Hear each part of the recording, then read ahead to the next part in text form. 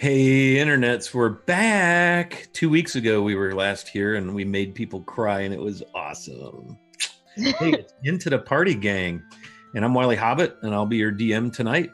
You can find me all over the interwebs as at Wiley Hobbit. Let's go around and meet our group. Just tell us who you are, maybe your Twitter handle, how we can find you that way, and your character, like name, class, level, and we'll get into this thing. Let's start with Ms. Misery. Hi, you can see my Twitter handle down below.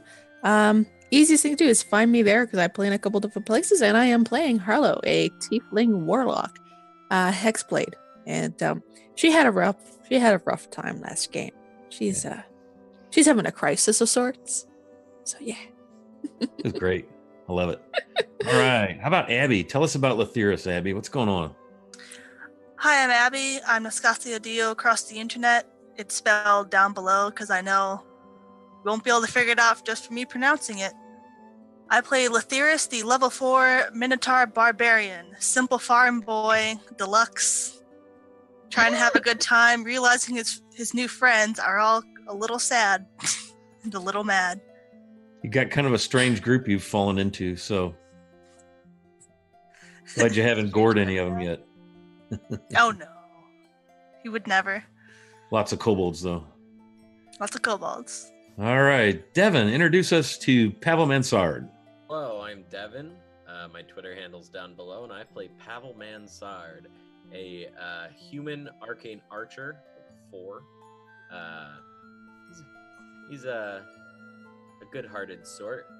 Maybe doesn't always make the best decisions, but yeah. All right, very good. Last and certainly not least, and probably messiest of all of us, our buddy Shannon. Hey everybody, it is Shanalogic, the small trash can fire that plays your lovable gay dumpster fire, Flint, the Genasi Ranger, barbarian mess. She tries. She succeeds. So that's your group. We're flying without one usual regular member. Sheena's not with us right now. She'll be back around at some point. So, last time we were into this is, I think, by my estimation, I think this is our 12th session. So hard to believe we're in that deep. And we are in a thing called Cascaton. And my friends here are looking for a thing called Zelligar's Bane. And they still haven't found it. We've probably got 7 sessions of dungeon crawl under our belts. It's a lot. We're just not very good at it. I didn't have a particularly great map to begin with. I don't know where it is anymore, so I lost it. So yeah, that's gonna be fun. Part of the charm of this dungeon is it's supposed to be difficult to map. I mean, it's not Tomb of Horrors type, trap every 10 feet. I mean, But I wasn't. It has its charm. I wasn't so much worried that my hallways weren't lining up like they seemed like they should have. It was nice to at least have some vague semblance of where we'd been, and now I don't have that anymore. Yeah, and I'm cool with that as the DM. I'm absolutely A-okay fine with that. And so you're in this place at the bidding of one Lord Thanon. And you're looking for this item, the Zelligar's Bane, and a scroll that's supposed to be with it, and you're supposed to return it to him. And last session, Harlow ran across her patron for the first time. She experienced her patron, the Raven Queen, in a dream sequence that was pretty interesting and kind of left her in a little bit of a shambles. So that was cool. Very nice, a little emotional. It was fun to watch the other players who we had them take their headphones out and they had to just go off visual reaction. So that was kind of cool. But she got to know her patron just a little bit and had quite a conversation, didn't you, Harlow? I couldn't get 2 sensible words out. Yeah, it was great. It was good RP. Very well done. And so we're still doing our dungeon crawl thing. Pavil fell down about a 40-foot pit into a pool of water, very, very cold pool of water, from which the party was able to retrieve him. And they last cleared a small chamber, and we find ourselves kind of at midday, and I believe this is your 5th day in game time in the actual dungeon. It's big, it's labyrinthy, it's surreal. The game we're playing is put out by Goodman Games. It's D&D 5e. It's called Into the Borderlands, and it's actually a 5th edition remake of the original B1 and B2 modules from the basic edition. So it contains Into the Unknown and Keep on the Borderlands. And it's kind of special to me because my first D&D back in 1982 was the Keep on the Borderlands out of the red box. So that's what we're playing, but it's all refit for 5e. And I think the only change we need to think about for housekeeping is the 500 bits will now get your party 1 case of advantage. Okay. And you must claim that you're using it before you roll and before you use it. So you can't roll and then decide you want to use advantage. You got to say, hey, I'm going to use an advantage on this roll. And you can do that. So a little bit of a different shift. I think we were getting so many divine rerolls that it was really, really impacting the narrative and changing the course of some significant combat and things. So I applaud the rules shift there by the Castle Matt crew. And speaking of which, Steven is behind the scenes pulling levers, and I can smell the smoke from here, producing us. And so we'd like to say thanks to Steven and all the crew with Castle Mac for letting us stream on their channel and in their community. Very, very grateful to be members of this group.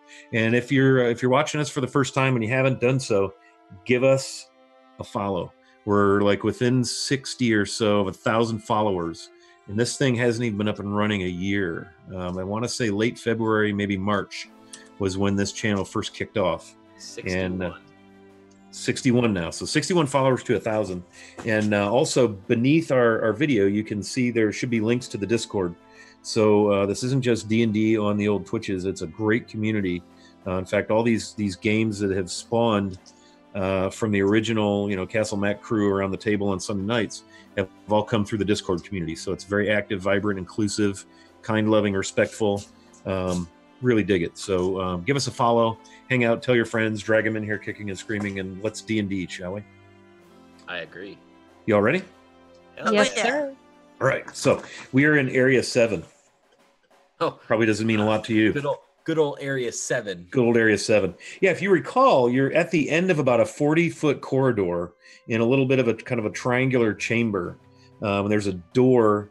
The 40 feet goes north from where you are, and there's a door that you had decided to close after clearing the room. This was the room I believe you had dealt with another one of those little gnome wizard people. Yeah, what we assumed to be Zelligar's bedroom. Could have been. You just never know. Yeah. So you're in this particular area. You have had a short rest. So any business you would have attended to as a result of the short rest should be all set. And so it's midday by your reckoning, and you're in that spot. Off you go. Okay. Well, we explored. If I remember correctly, we explored just about everything in this. We did all the south, I think. We've been all through the south. Yeah, so we'll go out the door back to the north. Mm-hmm. Right, and that door will open into the chamber where you encountered. I believe that's. Let me check my stuff here. Yeah, you encountered one of the gnomes in there, right? You found 2 of those little wizard guys now, and this was positioned in the center of this long hall. It's 20 feet going south to north from the doorway to the far wall, the north wall, and it is about 90 feet west to east. Yeah, your door opens in the south wall about 10 feet away from the west wall. Yeah, so we'll go back out that door, and we came in through that door. I believe from the eastern direction. There's a door almost across from you in the northern wall, and that's the door you entered into this room from. Yep. Yeah, and so we'll go out that door. Unless there's another door out north. There's a door to the north, almost across from you. If you go to the right, which is east, and behind you there's a door. You've already been through that, and you've already been through the other door. So this whole little area right here is clear. One of the things this party has done very wisely, for those of you that might be new to the game, is they've been marking all the doors. So they'll put an X or whatever your insignia is, but they'll just gash one of the heavy wooden doors, so that you can at least tell whether or not you've been through this particular door. Mm-hmm. So the door to the north, you can go left, which is west. You can go right, which is east, and you can go around behind you, which would take you to the south. Yep. So we came from the east from this hallway because I remember coming in through the door, that door. So we'll go west, I think. Okay, so if you turn left, you can immediately go south, which is another left, or you can continue west. I looked at everyone. What do you think? We'll go west till we can turn north. Okay. Yeah. That sounds Okay. good. Are you torching once again? Yeah. Okay, Yep. very good. So in your torchlight, as you exit the door, again, all the walls are pretty nicely hewn stone. Not fancy, but nice, very utilitarian, as you well have become accustomed to. You head 10 feet, there's the passageway going south. 20 feet. At 30 feet, there's a passageway on your right that goes straight north. And if you kind of hold a torch down there, after about 40 feet, it's inky blackness. So it looks to go on for a little ways. North. Away we go. All right. To the north. Okay. Can I have a marching order? What did we sort of established? Letherius is always in the back with old Bill. Yeah, I've had Harlow, Pavil, Flint, Letherius, and Old Bill. And for those of you that might be new, Old Bill is the mule that you've brought actually from High Meadow Manor. Old Bill has weathered the trip so far. He's a good and loyal companion, and I will protect him with my life. Very nice. I'll keep up at the front with Sonia on my shoulder, and every once in a while I'll just send her up forward and send her back and keep an eye on things. Try to be as quiet as possible. Pavil, will you go behind Harlow again then? Yeah. Flint, I presume you'll take up the middle? Yes, sir. Very nice. And Letherius, our Farmer Minotaur. And then OB. Okay, so you turn to the right, you head north. And again, the air is it's musty, it's dusty. You can see from the the passageway you turned from, that you can see you had already been down there and continued on to the west. You had disturbed the dust, and you can see a few hoof prints of Old Bill, so you know you'd already been to the west. This passageway is one that you have not ventured down. Okay? And so it goes 10, 20, 30. After about 30 feet, you can tell up ahead some ways that there's a passageway to the right, and it also continues to the north. So 10, 20, 30, 40, 50. At 60 feet, you come to the passageway that you can take that goes due east or to the right. If you hold your torch and look down there, beyond about 40 feet, very dark. The passageway you're in continues north. It looks like there might be something of an opening on the left, maybe about 40 feet down. Tough to tell because that's about where your torchlight starts to get pretty dark.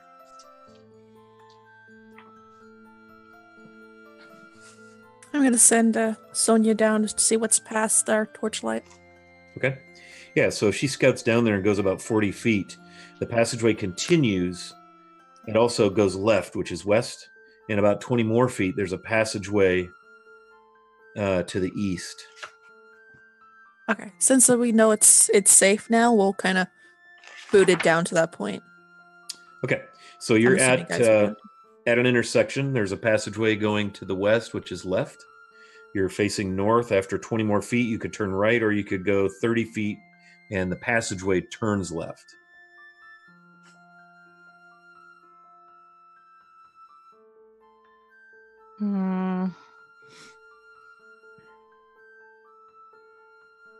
Let's turn left. Yeah, I was just gonna eeny, meeny, miny, moe it, but yeah, left. We turn left? Okay. Yeah. So you can see down the left passageway to the west now that it's dark again after about 40 feet. So as you progress 10, 20, 30, 40, 50 feet, you can see about 30 feet ahead, the passageway turns to the right and takes you back north again. Do you wish to do that? Make that turn? Yeah, I think so. Sure. Okay. So you turn right and you go 20 feet, and the passageway turns right again. At about 40 feet past that right turn, there's a door on the south wall of this passageway on your right, and the passageway continues and appears to dead end maybe 30 more feet. All right, let's go investigate that door. Mm-hmm. Okay. So you come to the door. It's another one of those heavy wooden thick doors, and it is closed. Is it I'm gonna see if I can hear anything on the other side. Okay, give me a perception roll. And oh, by the way, we roll real dice here. Real dice. And I rolled a 12 plus 2, 14. Okay, so you kind of stick your head to the door, you smell the rough-hewn wood, and you hear nothing. Okay. Other than the sounds of silence. In that case, mark it. Okay. Carefully open it.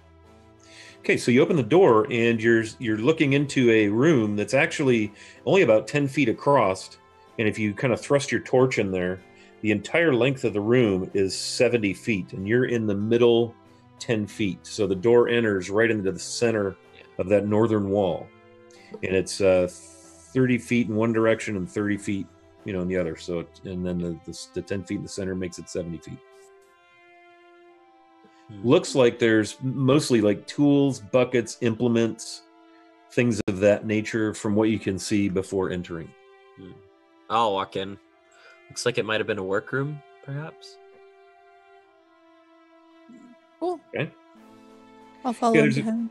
There's a couple benches and some shelves, and it looks like very dusty. There's tools, picks, spikes, some chain, things of that nature. It looks like some kind of a tool storage, possibly. Okay. Different hammers, and there's chisels, shovels, mallets.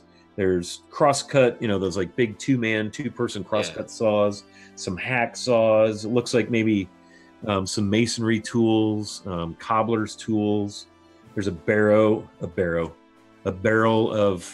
arrows that don't yet have their fletching. Okay. All sorts of things like that. Big long wooden bench, some copper wire. Are there any other doors out of this? Doesn't look like it. Okay.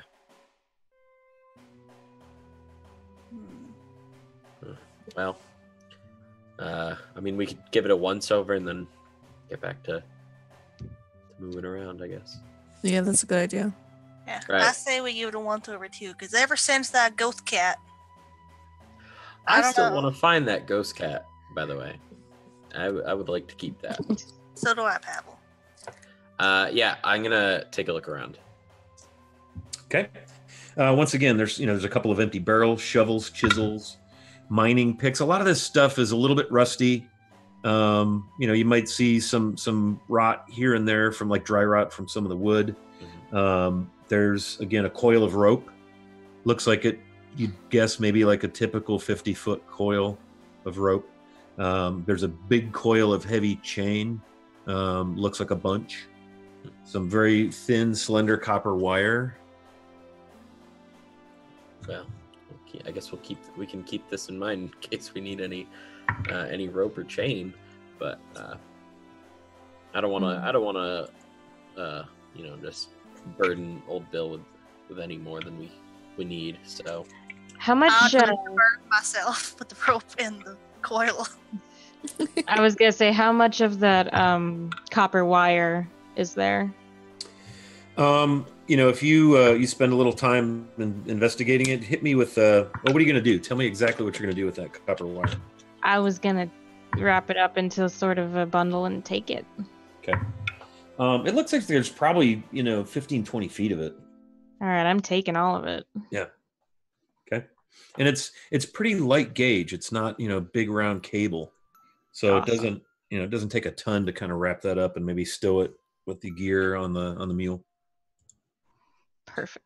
Lethiris, what were you saying you're going to do? I was going to take the copper, but since Flint has that, I will just take the rope. Okay.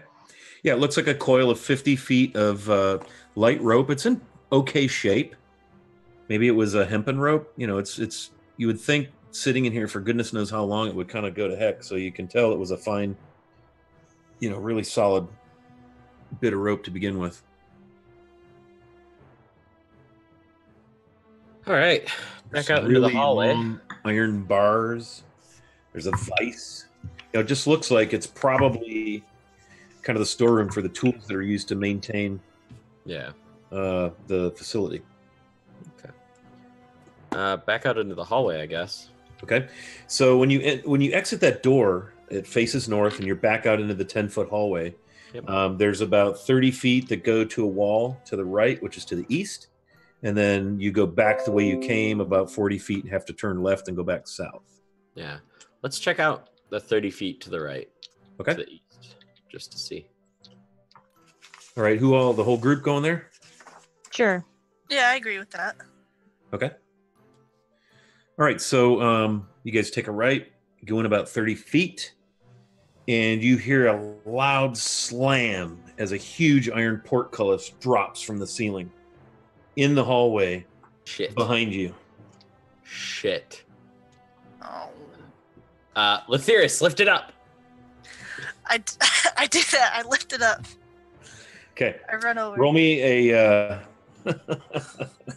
it's like 12 vertical bars, and then it's got some cross members, and it's iron. It's rusty and, kind of funky. Yeah, I'm gonna run and try to Hit me with help a him lift. strength check. I'm gonna help. Okay. Just regular old strength. Strength with whatever bonuses and all I that rolled was- I rolled a 19. Okay. 17.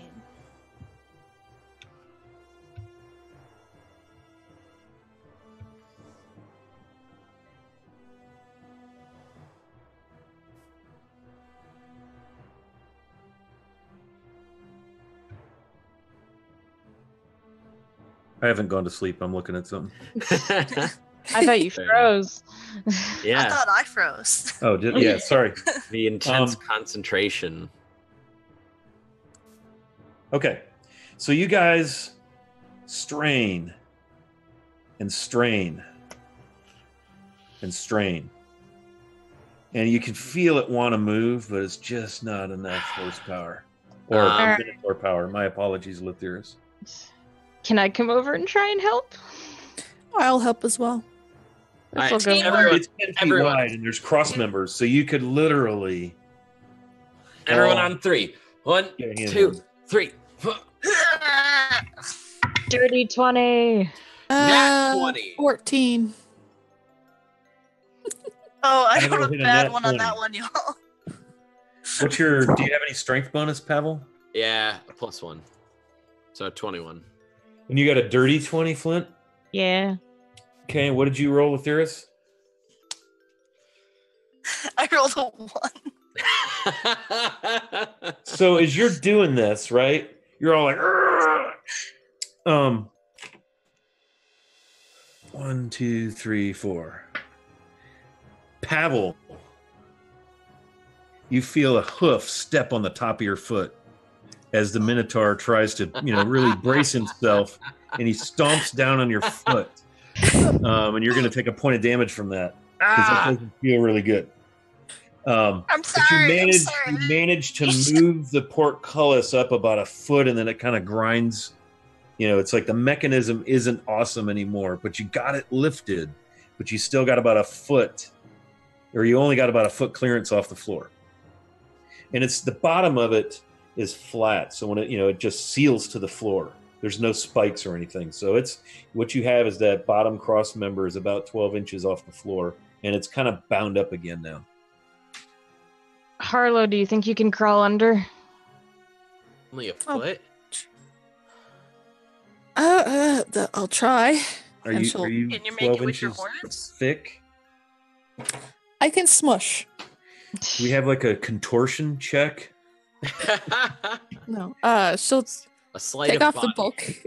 She'll take off her bulky items, put her sword probably through ahead of her, Okay. and just kind of hit the floor and just kind of like shimmy as much as she can through. I'm hoping somebody's holding on to it in case that thing falls. So Yeah, I mean, Can you- Yeah. Can you So hit me with she's your height and attempting. weight, Harlow? where's my description? She's average, so she's like 5'5", and I have no idea what average weight is. Probably what, about 120? Sure. Man, I think at 5'5", you're pretty slim. Hmm. So give me a, let's see, we don't have a wriggle check. We don't have like a slinking check. A dexterity? Acrobatics. Just kind of like wiggling myself through there. Yeah, give me an acrobatics check. That's part of acrobatics is doing that, right? I've decided it is. Oh no! What? Hey, 4.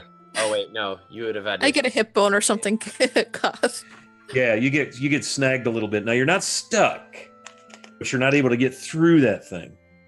We do have one advantage roll from Corey.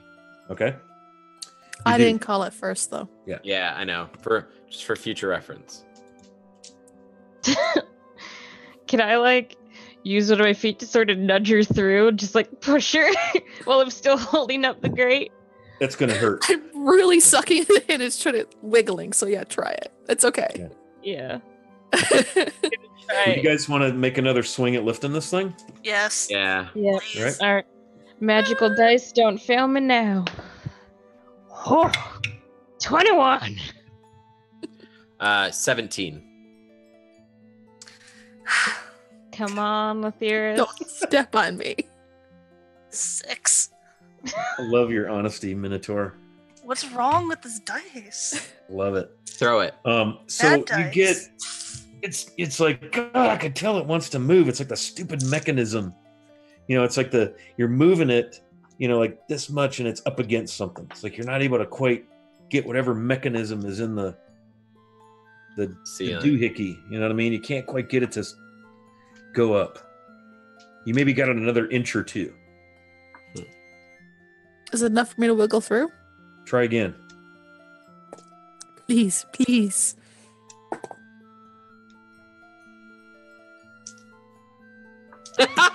Yeah, you're still struggling. Only one better. Whatever you must have had for breakfast or lunch was too much. We're all rolling real hot. All right. You know what? Remembering back to that log toss in episode 1. Yes. I'm not a log. I'm gonna rage. And I'm on strength checks. Yep. Yeah, and I'm gonna lift with like all of my might. Okay. Yeah. That's a natural 20. Well, what bonuses do you get with that? +4, so 24. Okay. Can So I you- use my action surge to like get advantage on my strength check? That's really a second lift, but you see Flint just grimace, and she looks at you guys with this look that she gets sometimes when she's about to hack the shit out of something, right? And Yeah. you can see like a couple veins, and she just throws this thing up, and it goes to the ceiling. Oh. I pat her on the shoulder. I wiggle out of the way as quickly as possible. Okay. Yeah. So Harlow, you get out from under it. Yeah. What are the rest of you doing? Yeah, I move back to the other side. Yeah. But before I do, I grab Harlow's stuff. Yeah. Okay. Can So we just- jam it's that just up somehow? now? It stays up there. It goes back up into the ceiling. Okay, Okay. I wanna like very carefully like look at the floor to see if I can spot if it was like a flagstone or what sort of mechanism tripped that. Sure. I'm checking the walls. It looks I like the want to- stone floor. Hit me with an investigation, anybody that's doing this. Okay. While they do that, I want to pick Flint up, kind of like Simba style, and just be like, "Whoa, way to go, buddy!" Put me down. I put you down. I rolled an 11. Okay. Anybody else investigating? I rolled a 4. I'm just like completely impressed by Flint right now. Just Yeah. like, So basically looking at things, and obviously you're not sure, like, okay, how far should I go to look? I don't want to end up on the Yeah. other side of it again. You don't really see any obvious things. It looks to you like a stone walls, and you got your torch, and You said Really? there was some metal poles in that room, right? there was a pile of iron bars. Yeah. about 8 How feet long were those bars? 8 feet? I'm gonna go run and grab one, and then I'm just gonna sort of jab it. I'm gonna stand on the safe side, and I'm gonna sort of jab the floor a couple times. Okay. Yeah, nothing. I mean, it's iron on stone, clang, clang, clang. Feels very solid. And when you were standing on it, it felt very solid. Weird. For investigation, I rolled an 18, so I don't know if I spot anything unusual. Your guess based on what you're seeing and from how far away you are, your assumption is there's some kind of a counterweight mechanism, might be like a pressure plate in the floor that tripped it. That once there was enough weight at the right spot on the floor, probably released, and it's a counterweight, type of thing. All right. Like the portcullis is heavier than the counterweights. So your sense is there's probably a mechanism somewhere that you would use to lift the portcullis and kind of reset it. And then it's probably set off by either a tripwire or a pressure plate, and nobody felt any wires, nobody tripped, nobody even felt anything tugging at their feet. So your guess with that kind of an investigation and your stoniness, your surroundings, you're thinking, well, they had to have had some kind of a pressure plate / counterweight mechanism. All right. Well, Let's not go that way.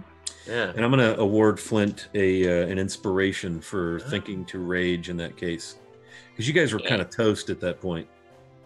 If you didn't, when I first read this part of the module, I was like, yeah, that could be. Skadoosh.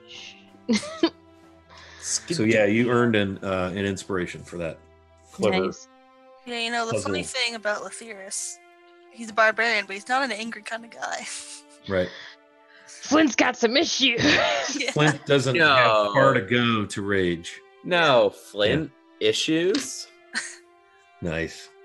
All right, Flint's so you're in the hallway. The portcullis fell 5 feet to the right of the door. Like that 10-foot square that aligns with the door. That portcullis is just right there. Okay. But that's a dead end, right? In that direction? Appeared to be a dead end, yes. Appears to be a dead end. Appears? I'm gonna go check that wall. I know. That was my thought. You gonna go down there again? If you go there, move slowly, and if the thing drops, stop immediately. Yeah, I'm gonna keep to the side, right next to the wall, and just kind of scoot down. Okay. And I'm gonna go do our usual check in the door, just have us, listen, all that stuff. Yeah. So you have a 30-foot passageway, all hewn stone to a wall, to a stone wall. Mm-hmm. So you're going to stay to one side. Do you care, north side, south side? I'll stay on the north side. Okay. So you slink down the wall, and you see her, back against the wall, and she's looking over at you guys, kind of almost holding her breath. Where are the rest of you? I'm standing just on the safe side of the portcullis. Okay. Same. I'm over there too. I kind of want to go with her, but I'm not the most tall is the graceful. ceiling? Okay. So Harlow makes her way 10 feet, 20 feet. When you get both feet inside the last 10-foot square down by the wall, boom, down comes a portcullis again. The same one or new one? Same one. Son of a gun is loud. So even though y'all are standing there, it's like watching the toaster. It's coming up. All right. Still scares you. Check out the wall. Remember exactly where you're standing, okay? Yep, I'll reach down with my my marking dagger and mark exactly where my feet are. Okay. Yeah, as soon as you got both feet into that last 10 feet of the passageway in front of the wall, that portcullis came straight down. Scared the crap out of everybody. All right. Because it's loud. You picture that iron slamming on stone. Yeah. And that thing ain't light. All right. Just give it a couple of minutes, guys, and I'll go around the walls, just checking, feeling everything, feeling for drafts, basically just really trying to give, while I'm at it, as good of a chance as possible. Yeah, hit me with whichever's better for you, perception or investigation. I'll let you at least take the one that's going to maybe bear more fruit. 16. Okay. So you check, you're running your fingers through any little cracks and fissures, looking close, maybe blowing dust and stuff. And it's like a stone wall. Okay. It's the same, hewn stone. It's the same level of work. Stone wall. All right, so all 3 sides are the same thing? Yeah. All right, well, I'll walk up to Gage and say, get me out of here now. All right, go stand exactly where you were. All right, I'll scoot down there and stand on the same spot. Okay. Maybe that'll make it easier to lift up. Okay. Lethyrus, Flint, give it a lift, and then I'm gonna try to get it off the ground, and I'm gonna use the bar to help. Okay. All right. Okay, so you're going to try to lift this thing again. Yep. And I rolled a 21. 21. 19. Okay. So you guys all...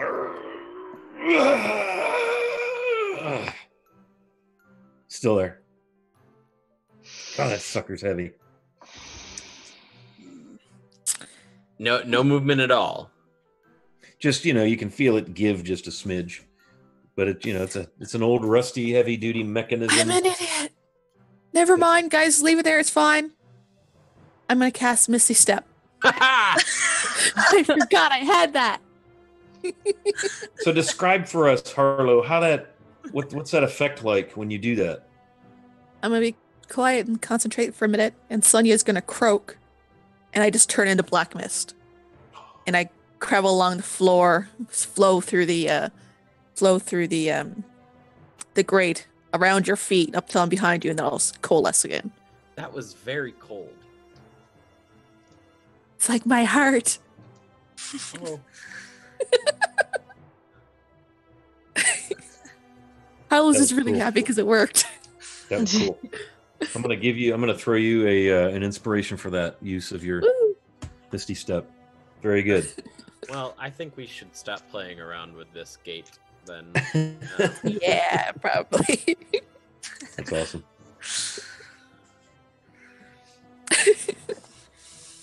Oh Okay. yeah, I have that thing. So what would you like to do? Get out of here. Yeah, let's go back to the west. Yeah. You pass the door on your left that goes into that narrow, long chamber where all the tools were. And you go about 40 feet. It turns left and heads south for about 20 feet and turns left again and heads east. And you go about 80 feet back to the passageway, and it tees. Left is north, right is south. You came from the south. Yeah, let's go north. Mm-hmm. So you turn left, you go 20 feet, and there's a passageway to the right that goes at a 45-degree angle. And this also continues 10 more feet to the north and turns left. All right. Let's continue. Which way? Wait, what? I thought you said there's a passageway to the right. Yeah. And that actually goes off at a 45 to the northeast. Yep. Or you can go 10 more feet and turn due west. Oh, I thought you said the 45-degree angle turns left. Northeast? Yeah, we haven't done anything diagonal yet. Yeah, sure. Let's go diagonal. Okay. So we're going to go diagonal. So it's about 15 feet wide. And you go 20 feet and it turns due east for about 15 feet. And then goes 45 degrees to the southeast. About 10 or 15 feet. Then it goes 10 feet and turns northeast for about 15, 20 feet. And then it goes due east. And then it goes southeast for about 15 feet. And then it turns left and goes due east for about 10 feet. And then it goes left 45 degrees and goes northeast for about 15 feet. And keep going. I assume Turns back due east and goes 10 feet. Turns right and goes back southeast for about 15 feet. Turns left and goes due east for about 10 feet. how many Turns iterations left of this are there? What's that? Just how many iterations until something different happens? You're in the last one. Okay. As you head northeast, it turns right to the east, turns right again to the southeast, and you can see the passageway turns right again to the south after about 15 feet.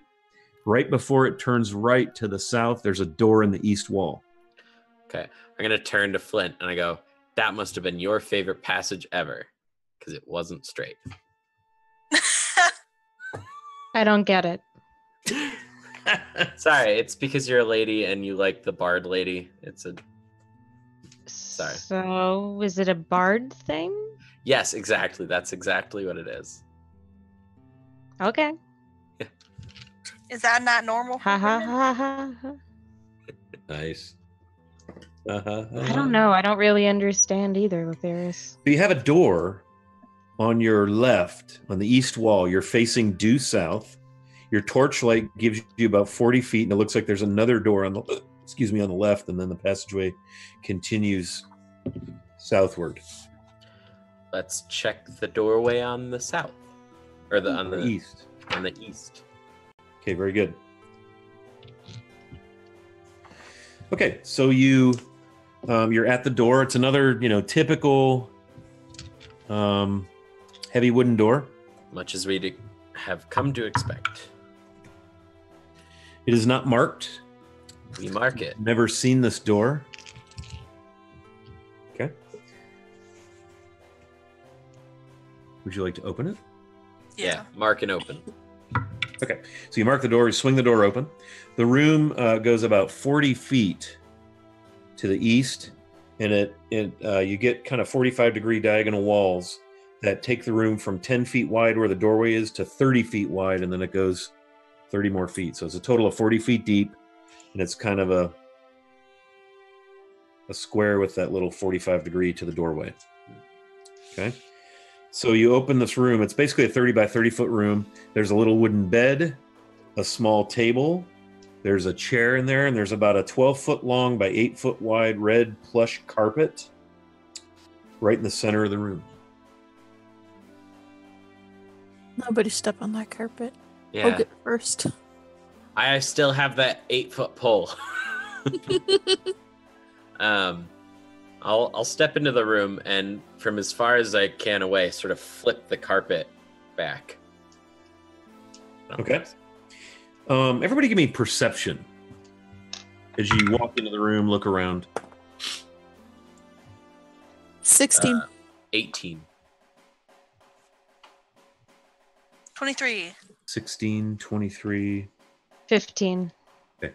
Looks like at the far end of the carpet, each of you notice like the corner of the carpet's kind of rolled up a little bit, and there's a wooden trap door right at that corner. So about, what did I say, 12 feet long?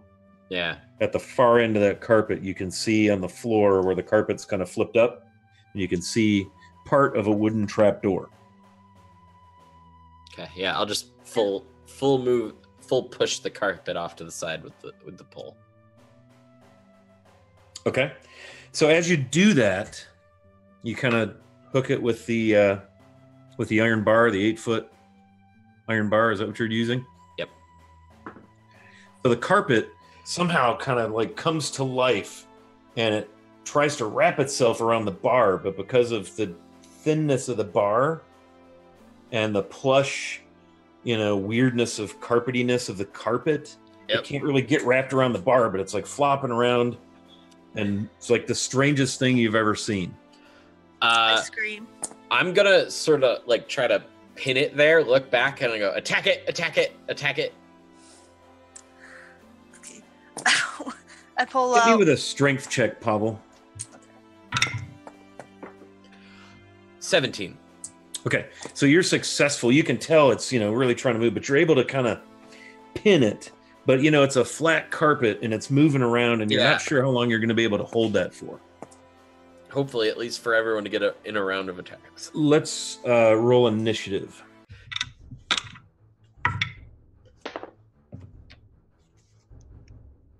I have a 20. Nope, you're going away. You're being put away. Bad dice. Thanks, Jill. Nice jail. I need to buy one of those. I need to get Shannon to make me one, actually. I can do them in all sorts of fun colors.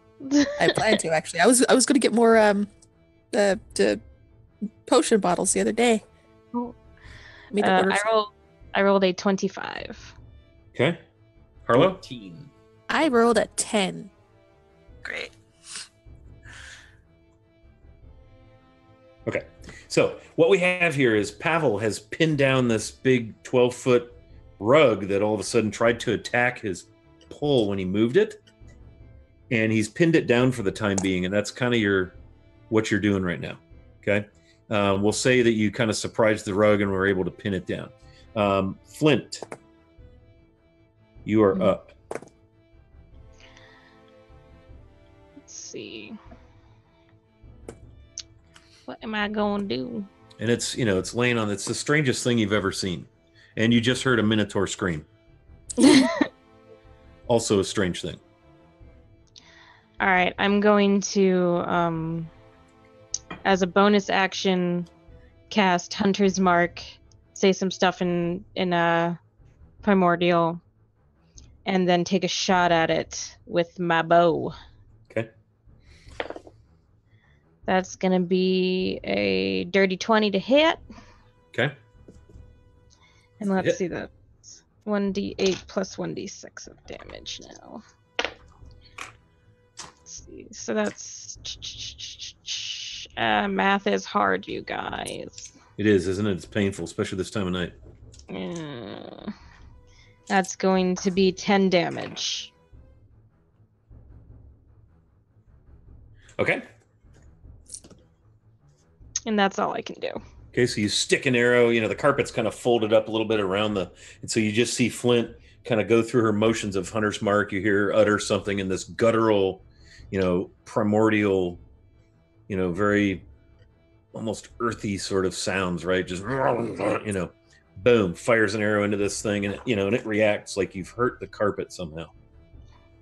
Strangest thing you've ever seen. Anything else you'd like to do? No, that's all I got. Okay. Lethyrus. I pull out Sunder, the mighty battle axe, and I swing it up and bring it down hard at the dirty 20. Now we're rolling. And then, let's see. We can fight a carpet, but not a gate. 13 damage. Hey, I fought that gate pretty damn well, thanks. Okay. So 13 damage. So you see Lethyrus raise Sunder over his head and bring it down with a mighty swing. And, when you bring it down, it cuts through a bunch of that carpet. So you've put a big slice through it, and it reacts like it's been hurt. That sort of a thing. But it's still trying to wrap itself and get away from that damn post. Anything else pipe? Anything else you want to do with your turn, Lethyrus?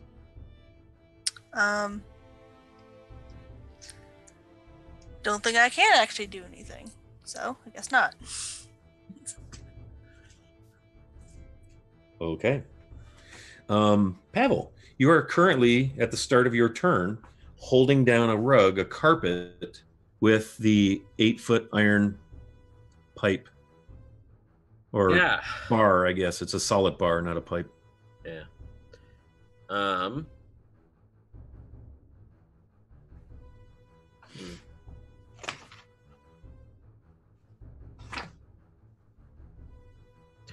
That trap door, is there like an iron ring or anything? Yeah, when you pulled that away, you notice there's like a ring, that you would think would be there to lift the trap door. Can I try to push the carpet in that direction and try to slide the pole with the carpet wrapped around it through the ring? So let's do this. Let's roll a d20 to see how you do with keeping the carpet down, because it's a contested strength check. Yeah. Kind of treating it a little bit like grappling. I'm going to take advantage on this. Okay. Just because I really want it to work. Okay. 17. Okay. So you see Pavil, right? And he's got this iron bar and he's trying to move the carpet in the direction of the trapdoor. And as you do it, the carpet is trying to go sideways and get out from under it, and it slides out from under your bar. Give me a dex check, because he's partially wrapped around it. Give me a dex check at disadvantage to hold on to the bar, because you're pushing so hard and so focused on moving that thing. 2. So which, I mean, It is. That does make it 6, but Okay. So as this rug slides out, it pulls the bar with it, and it clangs to the floor with a loud clang. And so that's your action. You can move and bonus action. Yeah, I'm going to use, what is it, half my move speed to get up? Well, you're not down, just your bar is. Oh, okay. Yeah, then it just I'm gonna... pulled it right out of your hands. Yeah, it rolled a 22. Yeah, okay. So it bested you on the contested strength. Damn, even rugs are stronger than me. Yeah, I'm gonna move away. Okay. And ready my bow for my next round. Okay. Okay, so I have 3 of you in the room, kind of just around, facing the rug. Harlow, it is your turn. I'm going to go over and go stabby stab. Okay. That's the bad one. That's getting there. That is a... That's only 8. Shit. Yeah. So, no, I miss. You miss. Okay, anything else you'd like to do? Swear. Okay. You may swear. Any particular language you would like to utter your grievance in? Infernal. Infernal. Very You good. should know, I'm going to swear in Celestial. Nice. Oh, that's probably a bad idea. All right, so here's what we're doing. Harlow, you see her do her thing and miss. And so the rug is moving. And it's, since Harlow was the last one to try to attack it, it's going to try to grapple you and smother you. And does 22 hit your armor class? Oh, yeah. Okay. So you are grappled. And if memory corrects, you get a chance to escape that grapple when it happens. Is that right? Or do you have to wait till your next turn? I don't know. I can look really quickly. Since I'm the DM, Yeah, I will look it up. I don't know. I haven't had to grapple yet. Should have had that kind of figured out. Steve says you roll immediately. Okay, that's what I thought. Whenever you have one of those DC things, go ahead and roll me a DC. You're trying for a 13. 19. Okay, so you see the rug wrap around Harlow's waist and try to start coming up, almost like a snake, if you will. And then she just kind of throws it free into the ground. So you manage to escape the grapple. And we are back to the top of the next round. So Flint, all 4 of you are just in this room. You're about 10 feet into where it widens out to 30 feet, and you have before you some kind of a 12-foot by 8-foot giant attacking rug. All right, I'm going to take another shot at it with my bow. Let's see, that's going to be a 21 to hit. Nice. 21 is a hit. Do your thing. All right, and then so that's 11 points of damage. Okay. So describe to me how you end the life of this bizarre construct. I'm just really confused mostly. I'm like, a rug's supposed to do this? And then I just aim for dead center. And my arrow just passes through like a hot knife through butter. And it goes limp. So you see Flint fire, and it actually, the force of the blow pushes the rug, and it actually sticks it to the trapdoor with her arrow. It was a mighty, and it is still. Kick at it a little bit. I kick it too. I was going to say. Still. It's just all everyone it kicks. Continues to be still.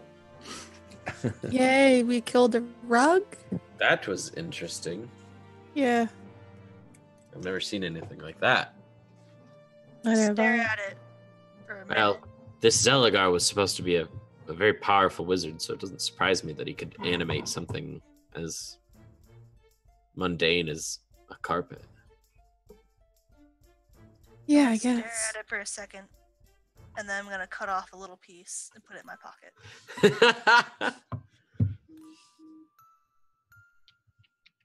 Okay. What else would you like to do? I'm going to take a look around the room. Was there anything? So Okay. there was like a bed. Yeah, there's a small wooden bed, a small table, and a chair. And the chair and the table are together in the bed. Anything on the table? No, no, very very Spartan room, unadorned otherwise. Just the rough-hewn stone again, the trapdoor in the floor, All right. with a dead rug tacked to it with an arrow. I'm gonna put an X on the trap door and open it. Okay. Roll me a strength check, please. Oh, okay. That's gonna be a nat 20. Okay. Oh. So you see Pavil bend down in both hands and make a mighty heave and lift the trapdoor. And beneath the trapdoor is stone floor. Well,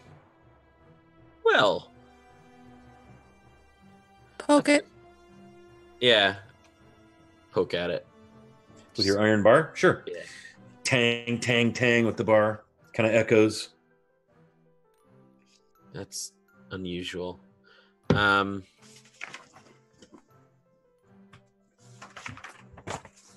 Maybe it was a trap for people like us. Check the walls. Maybe there's a switch or something. Yeah. We'll look around. I'm gonna check specifically under the bed that you mentioned was in this room. Okay. Yeah, so as Flint bends down to look under the bed, give me a perception or investigation. Whichever one Alright. you prefer is fine with me. 18. Stone floor. Doesn't appear to be anything down there. You might even feel for seams or anything, for a door or whatever, but stone floor. Why is there never anything under the bed? There's always something under the bed in stories. I'm not wrong. While that's happening, I'm checking the walls and whatnot. Okay. Roll me investigation or perception. That's gonna be. That's gonna be a 16. Okay. So you're looking for what exactly? Like buttons, switches, like something that I could push in. Anything out of the ordinary, basically? Yeah. Okay. Yeah, you don't seem to find anything. Again, just rough-hewn. That's it. I don't like this place. Me either. It hurts my brain. Very dusty in here. Attacking the rug or fighting with the rug definitely kicked up some dust.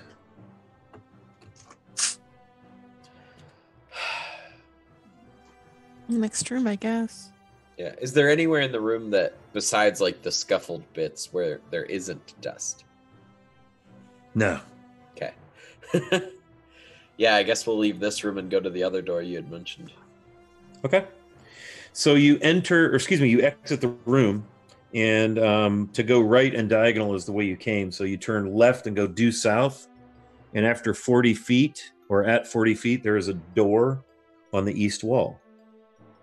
Yeah, mark it and open it, I guess. Okay.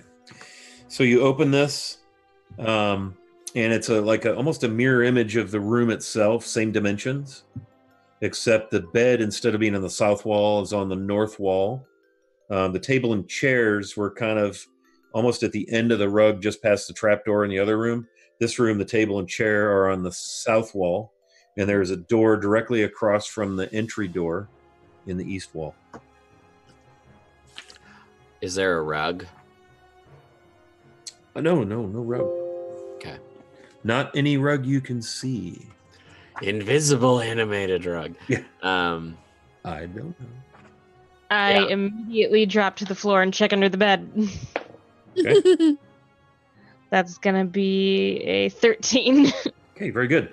So you're looking under the bed. It's dusty, and there doesn't appear to be anything under there. Animated bed. Yeah, it's a mimic. Is there anything on the... You said there was a table as well? Yes, table and chair, just like the other room. Anything on there? No? No. Okay. I will go and check out the other door in this room then. Okay. Another door. Okay. I'll mark it and open it. Okay. You pull the door open. It's kind of tough to get open, but you manage to do it. And there's a stone wall behind it.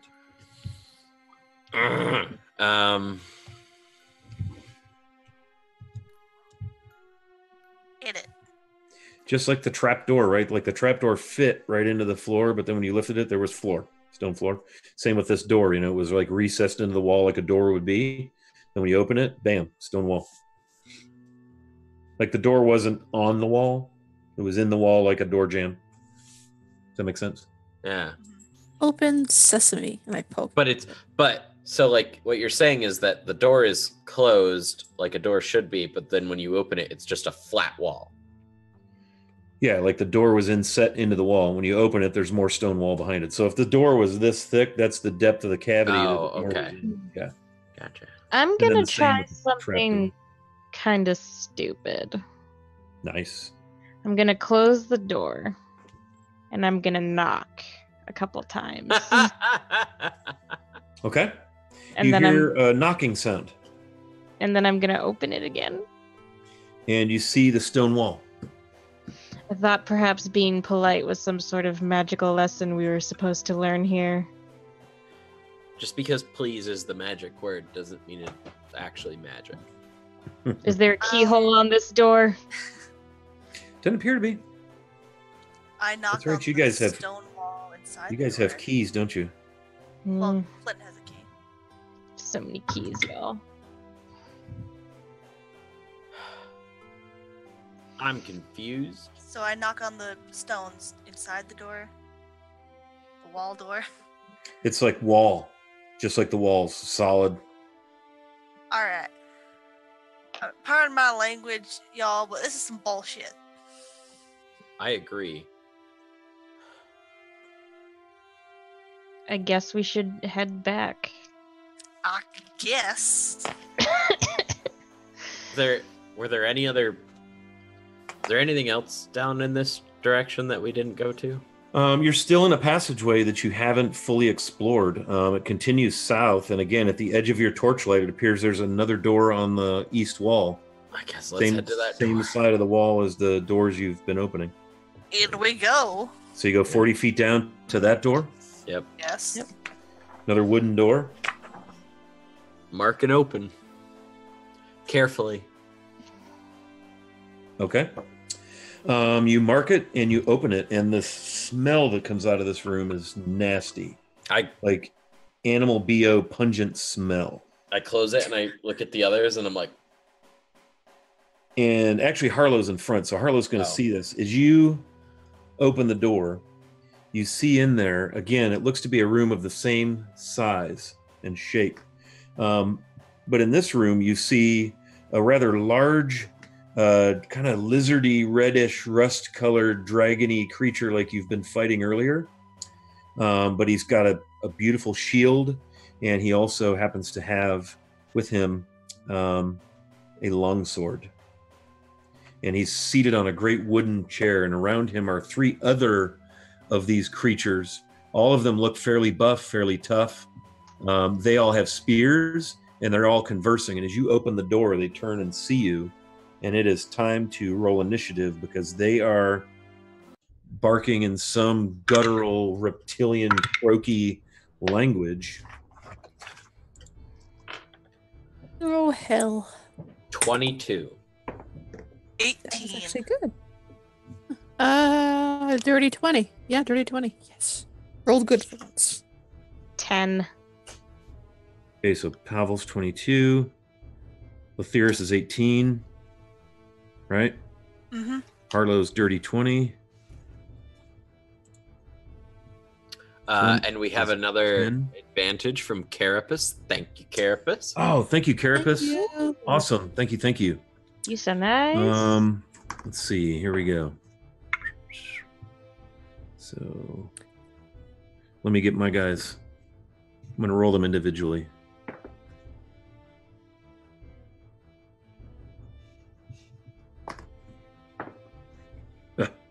Golly, my initiative rolls. Ooh. Lathyrus, roll me a D8, please. Ooh, 3. All right, so initiative has been established. So you pull this door open, Harlow, and you see this before you. You see what appears to be kind of a leader of these, whatever the hell they are. Same creatures you've been fighting off and on, not gnomes, but I think you guys have already identified these as kobolds. Yeah. But these guys seem a little tougher, a little badder asserier. And the guy on the wooden chair, kind of a rickety thing, but he's, the way it looks as you walk in, it's a scene like he's in, like holding court almost with these other three. He's got his long sword kind of on its tip beside him right at the chair, and he's, and they all turn around. The three have spears, so they scramble for those. And Pavil, basically what you have is Harlow, Pavil, Flint, Lethiris in marching order, kind of coming through the door. Yep. So, Pavil, your initiative is up first, sir. So I'm going to sort of over Misery's shoulder or Harlow's shoulder, fire an arrow at the main guy, the big papa, whatever he is. Yep. And I'm gonna use my my -5 or whatever. -5 plus 10. -5 plus 10. Shooter feet. So I still have a +4. 17. Okay. A 17 is good enough to hit. Please roll your damage. 1d8 plus 15.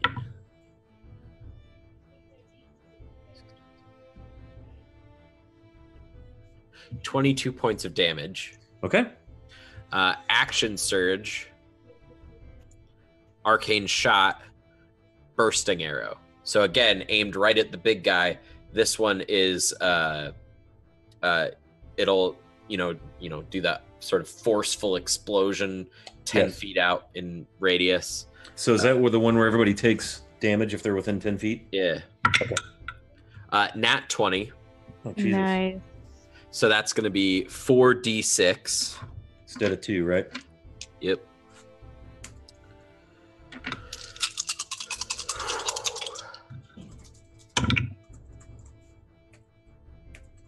$20 points of damage. Wow. Okay.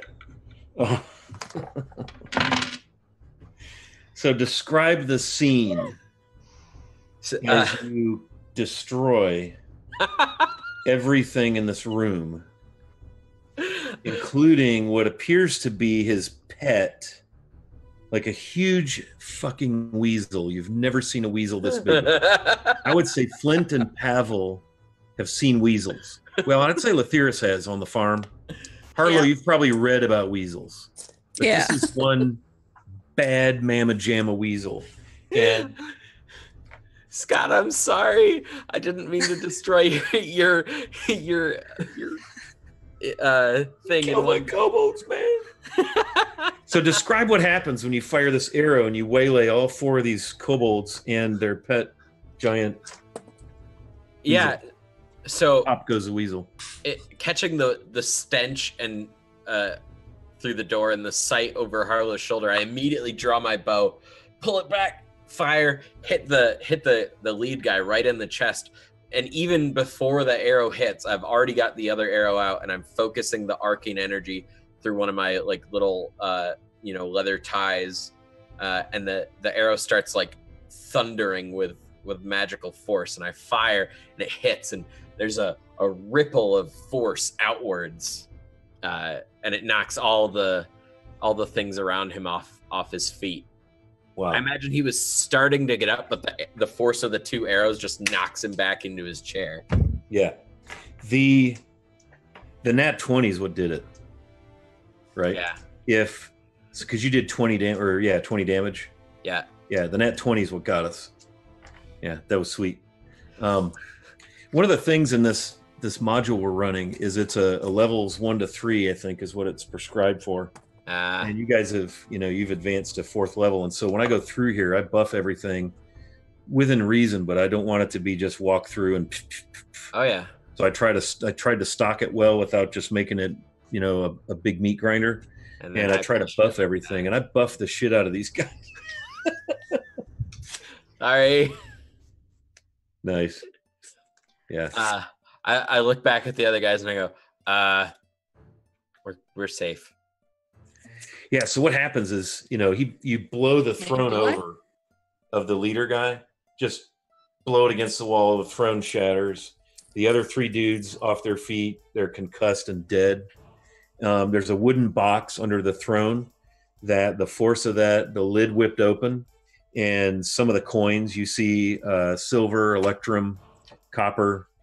Some of it's all blown around. There's a long sword, a very nice looking shield. There's a keg of some kind of something, and there's some very nice looking pewter flagons on the table near the keg. I like tap Harlow on the shoulder. Are you okay? Sorry, I didn't mean to shoot over you like that. Sort of reflex. So I don't have any splatter or anything on me, do I? No, the force of the hit took the chieftain away from you. The 3 dudes, like one of them kind of skidded to your feet, but it was concussive. It was force damage, so they didn't even really, make ichor or putty or paste. Just literally killed them with concussive force. I would think I saw the arrow went like this, so I'm just gonna look back and go. Yeah, it just went zooming. Terrible. Just went zooming by. So, what y'all gonna do? You have an open room, same exact dimensions as the other 2 rooms. Yeah, I'm gonna sort of like cover my face because it smells bad. Yeah, there's animal hides, and you can tell the smell is coming from the fact that this is the lair of these 4 dudes, and they don't smell really good. Yeah. Well, before you do that, Pavil, Big on hygiene. I'm staring agape at the scene you've caused. And then I kind of slowly turn to you and hold up my hand for a high five.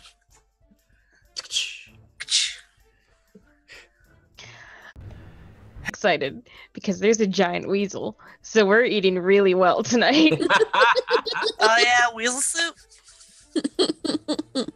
No, I was thinking steak, flip McWeasel. Filet maybe.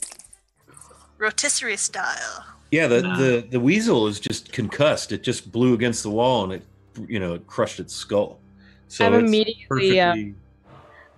I immediately pop out its eyes, and I immediately skin it. Okay. So y'all see Flint go to work on her famous taxidermy routine over there. What else are the rest of you doing? I'm gonna go examine the leader. Is the weasel skull okay? What's that? Would the weasel skull be okay, you think? It's cracked. It's cracked. She skins it. Like if you're over there watching, you can see where it, kind of the back side of it caved in from it hitting the wall. Because it was just sitting right there beside the throne. You couldn't really see it because of the other 3 the elite kobolds. God, that was cool. All right, I'll just join Flint in her taxidermy adventure. Okay, so Flint and Lethiris are kind of prepping the weasel for consumption. I'm looking for stuff. Okay. Where are you looking for stuff there, Harlow? I'm gonna go to that chest. Okay. I'll just look at Pavil and say, check the bodies. Okay, so Yeah. Pavil is inspecting the dudes, starting with the leader. Yep. Okay, so there's a longsword there. It's a little notched. It wouldn't be what you would consider, from your training and all that, would be like fine weaponry, but it's a serviceable longsword, and it'll put a hole in you if you swing it hard enough. I'll just sort of toss that to the side. Okay. There's a shield that's quite nice, well crafted, wood with some metal banding. It's sort of a rectangular shield, no crest or anything, but it's a damn fine shield. Like, oddly fine. Like, What would this dude be doing with his shield? Hey, any of you 3 have any use for a shield? With a bow, it's sort of awkward.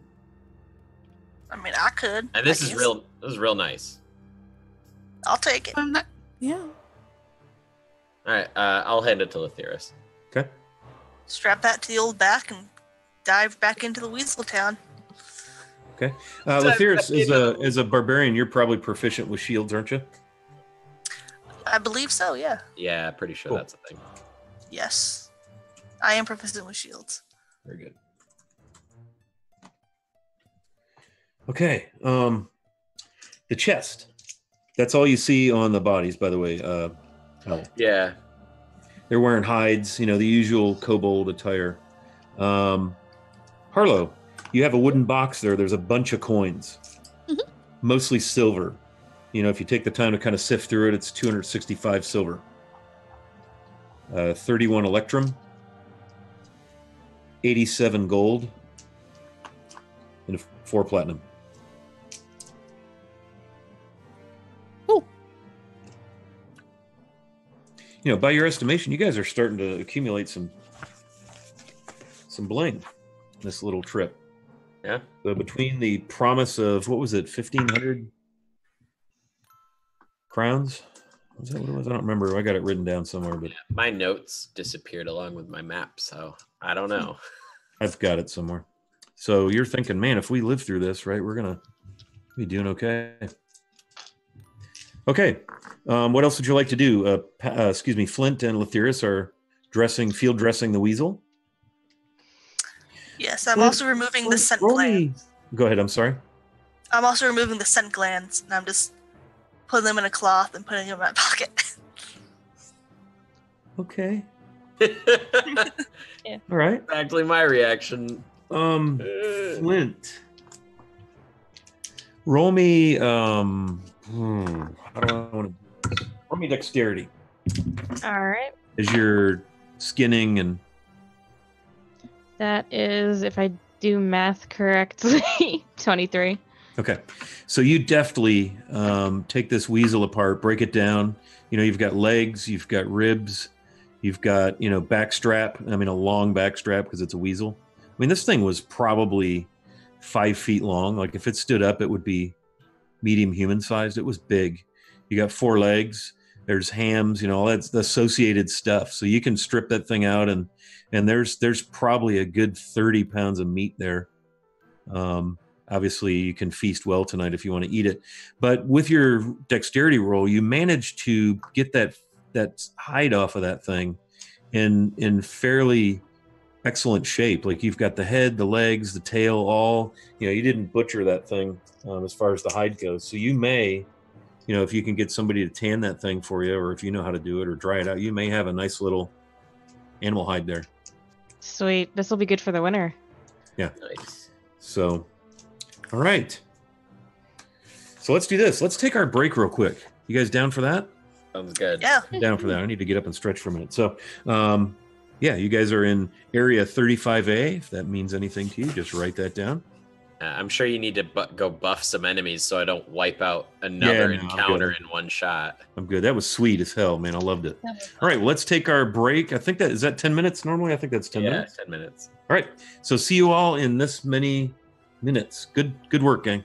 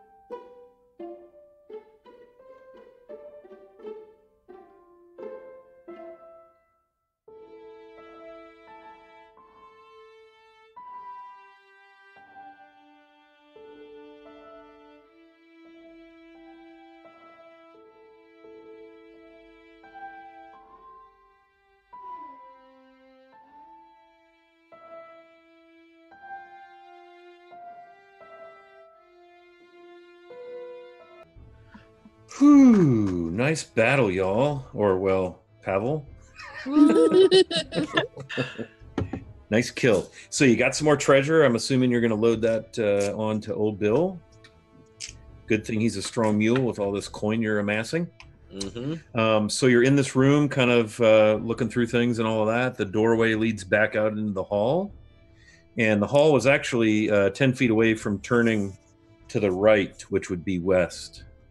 Okay. Let's continue on. Okay. So you leave the room, head south for 10 feet, then west. And after 10 feet, there's a door on your left in the southern wall. And the passageway goes on beyond your torchlight. We should listen. See if anything's on the other side. Harlow, you're in front. Do you want to do the listening, or does someone else want to do the listening? However you want to do it. Yeah. Well, to be honest, I'm not a terribly perceptive person, so I'll just kind of let somebody ahead of me. All right, yeah. Hit me with a perception, Pavil. I'll take one too. That's going to be 14. Okay. 18 for me.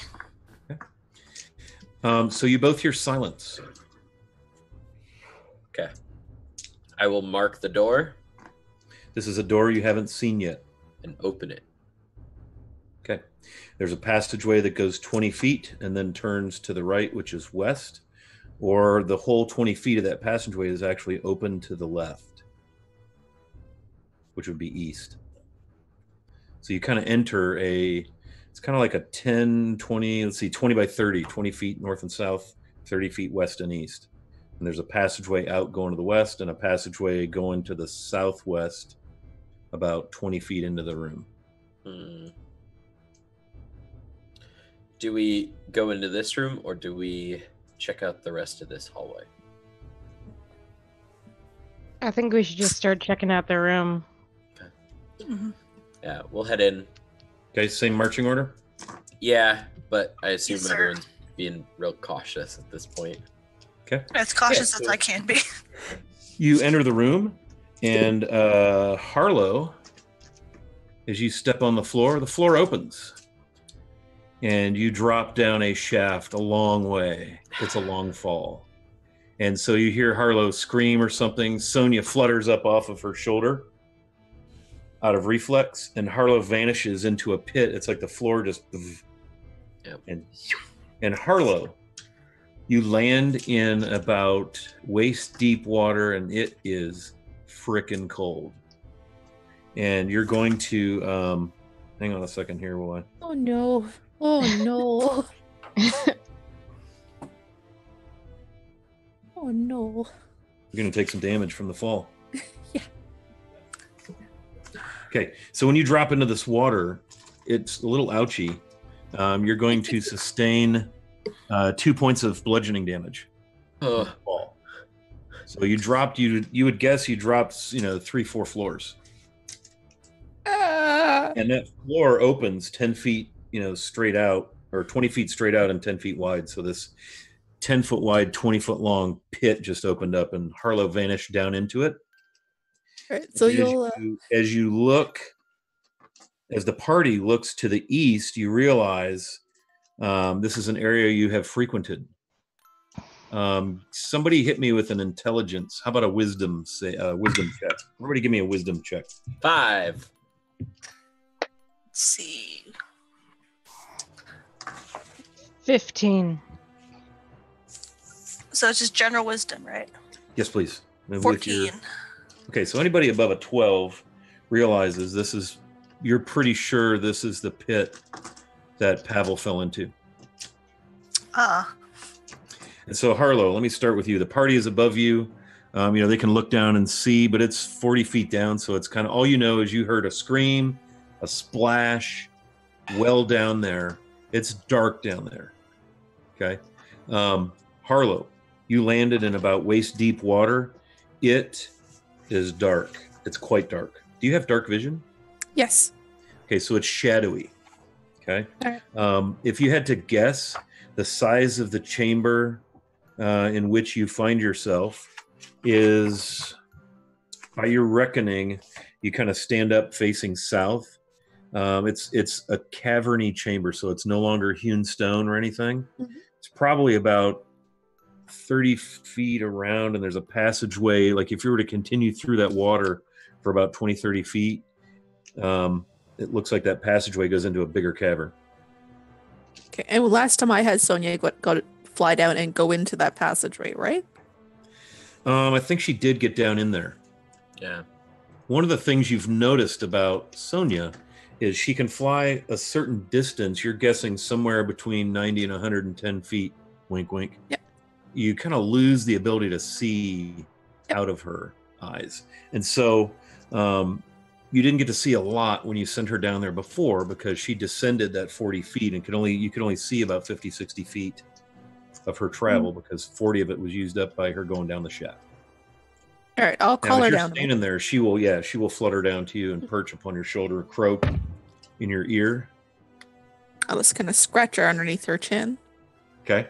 She, fluffles and ruffles and does the things she does, croaks a little bit, kind of squeezes your shoulder with her talons. I'll shut up, say, I'm okay, but I'm going to look around. Okay. If you're looking around, I'm coming down there. No, you're not. No. You need to pull me up. I'm not jumping. No. Take out that. Somebody grab him. No. No. Stay. I'm listening to Harlow on this one. No. Hey, listen, she can't, she could get hurt down there. I can get myself out of here. Talking at a normal level. It's Harlow. Mrs. Girl in a Hole. Listen, she could get hurt down there, and I don't want to deal with that. I don't want to have to drag her dead body up the hole. This whole time that you're arguing with Lethyrus, I already jumped in the hole. Lethyrus, make a loop in that rope and lower me down. What, y'all just gonna leave me up here all alone? No, make a loop in the rope, lower the loop down. Now there's two of them down there. Fall on me. You know what? Fine, go ahead. While they're fussing about Harlow, what are you doing? I don't know one of them jumped down, so I'm just standing there looking up at the fucking hole. I like to think where I landed, I kind of moved a little bit, but I'm still just looking up the shaft. Okay, that's fine. Make me a con save. Me? Yeah. Hey, that was I don't have that concept. Shit. Okay, 11. Okay, so you are feeling yourself getting cold as F. Okay. And it's really kind of to the point where you take another point of damage. It's cold. So you're in your mind's eye, you're thinking, I probably shouldn't spend a lot of time in this water. Guys, it's getting really cold. I think I need to come up. The pool you're in is only about 20 feet east and west and maybe 30 feet north to south. You could remain in this chamber and go west and be on dry ground, or you could just walk, your way through the pool and go south and be out of there. Within your movement, within a round, with only having one more exposure, save, and damage, either direction. I think I'll head over to the closest ground. Okay, so the closest ground would be west. Actually, you're right in the middle. You could go west or south. About 15 feet away. I'll go west. Okay, so you go west. Give me one more con save. That is a. I keep thinking I need to add something. I don't. It's 12. Oh, okay. So again, some more. Yep, some more damage. 3. So you're cold as F, and so you're up out of the water now, and that has helped immensely. Thankfully, there's no breeze down here, but you're definitely cold to the bone. You're a little numb. You're a little stiff, and you feel like, boy, I hope I don't have to do anything very tactile or very dexterous or combative right now, because I feel almost disadvantageous at the moment. Mm-hmm. Meanwhile, when you lower the rope, these are 50-foot coils, right? Mm-hmm. Yeah. When that rope disappears into the dark, It goes slack, leaving you 9-10 feet. So, simple math will tell you that's probably about a 40-foot shaft to the water. Flint jumped in. What happened with that? Oh, Flint, you jumped down. I guess I missed that. Yeah. No, I said while they were arguing that I jumped into the hole. Okay, so Harlow, as you're wading out of this pool, kafoosh, right? Big can opener behind you, and something drops into the pool. Flint, 2 points of bludgeoning damage as you Yes, hit sir. water hard after a 40-foot drop. And you are now smoking cold. Oh, God. Yeah, you're like, that what your breathing So does, much. very shallow and quick. So much colder than I thought it would be. Oh, jeez. Over here, over here, over here, over here. Yeah, Okay, I so quickly, Harlow, you see straight over Flint standing up. Flint, roll me a DC 13 con save. 18. Okay, so you're cold AF. You're reminded of, those winter bathing sessions you make yourself do once you can't stand the smell of yourself in the woods. That like twice a worst. winter where you got to do those just ice cold. Yeah, it's that cold. So you crawl up out of there. You're all wet and stuff. Got your gear. Everything's okay. You're thinking, man, am I glad there was water? Because ouch, that was a long drop. Do you have dark vision? Nope. Okay, so it's dark. It's really quite dark. I'm keep talking to her, trying to get her to follow my voiceover. Yeah. I listen and follow Harlow's voice if I can to the higher ground. Okay. Very good. You find her. You get over there. And you've got about a 20 by 20 roughly area. There's a lot of irregularities, cracks, crags in the walls. It's a cavern. It looks like it might have been hacked and picked here and there, but it's not finished like it was in the upper level. We need to get back up. We need to get back up. The floor is fairly uneven in places. It's a rough cavern. You sent Sonia down a little ways. Did anything happen with that? Yeah, let's follow that up. So Sonia was last on Harlow's shoulder. Mm-hmm.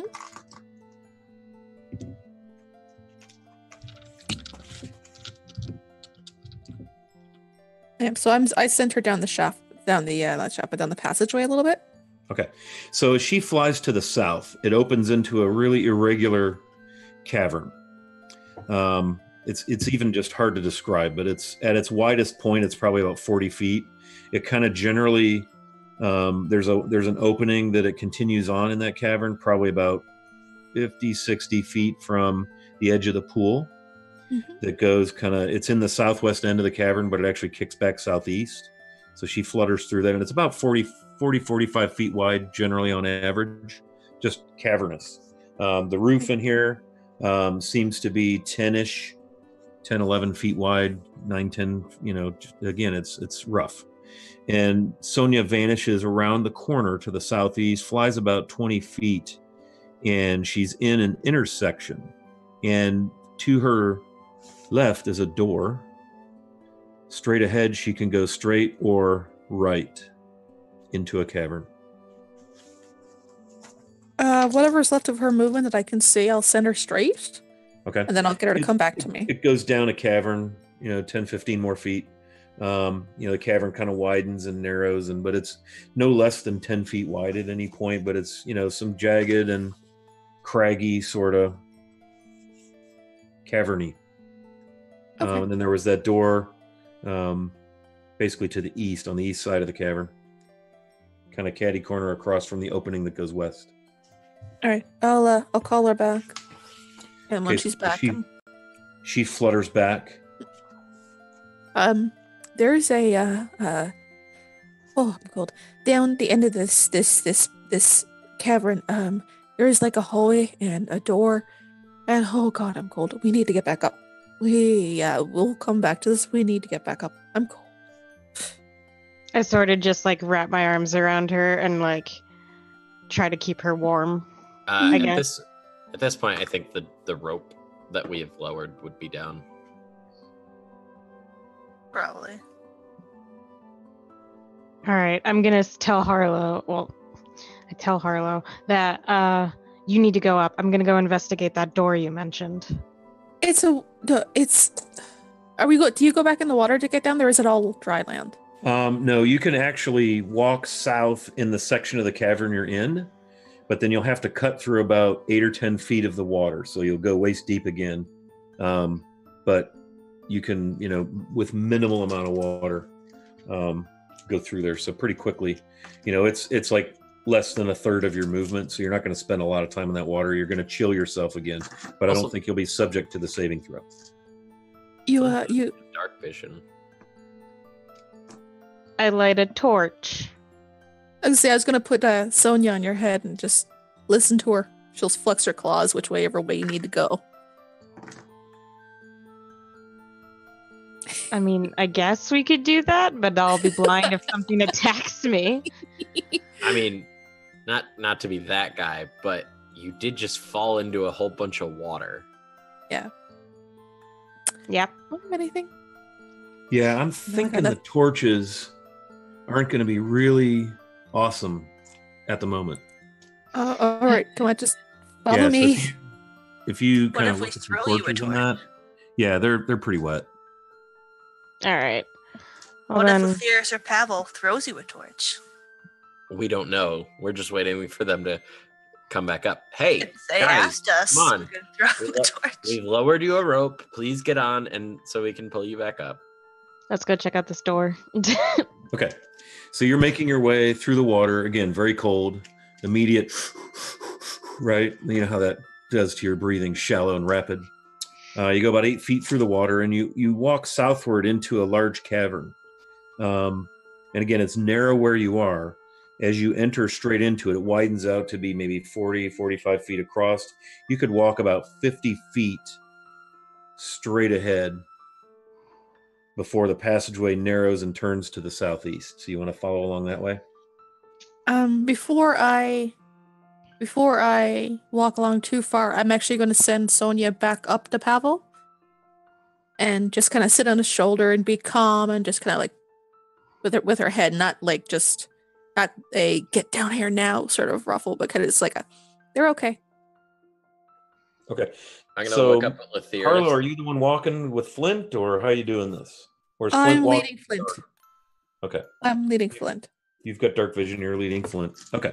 Yeah. So Pavil, you're standing up there, and Sonia flutters up the shaft and appears before you rather casually, if there were a way for a raven to not look frantic, and flutters onto your shoulder and kind of just stands there and begins to preen herself and, groom herself.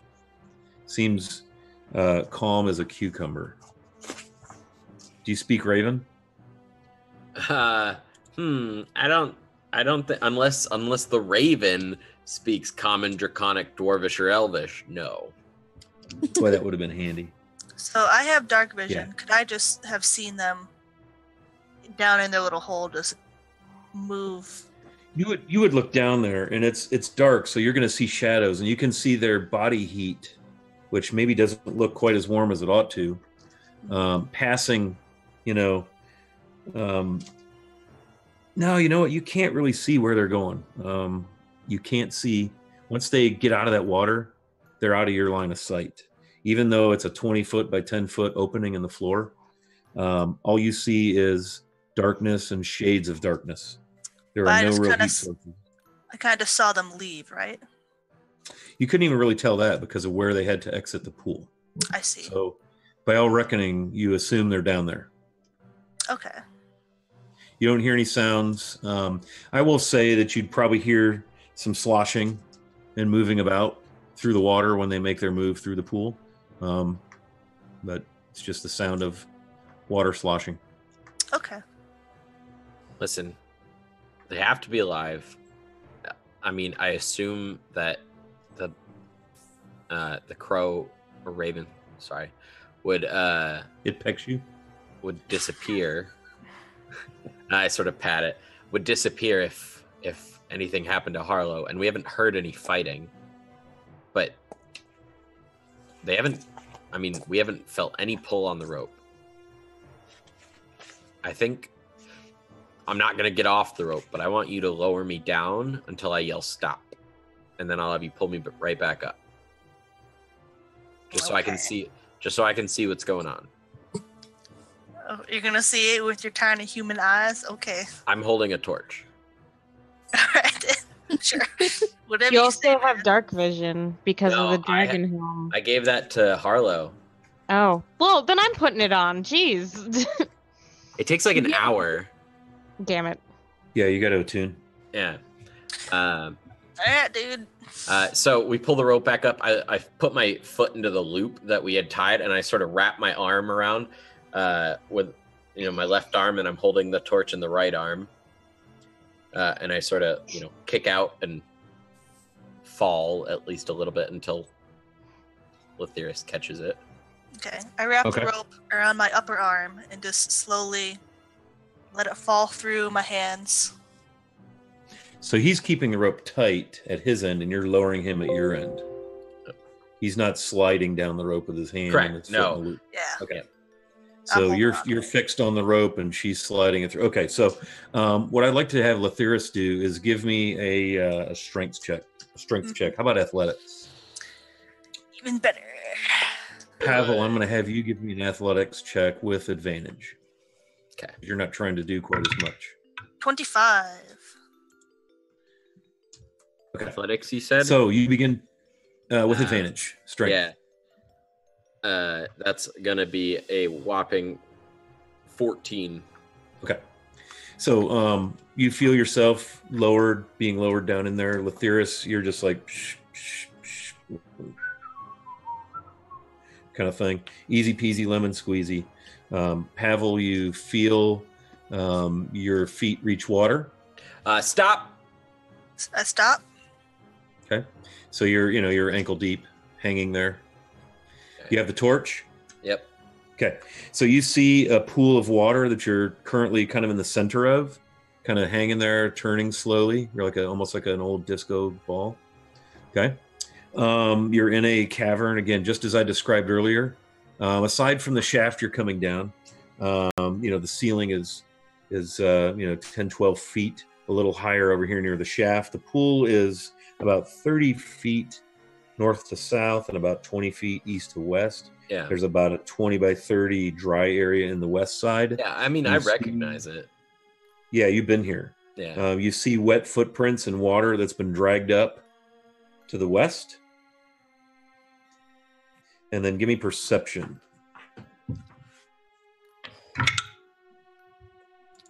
Dirty 20.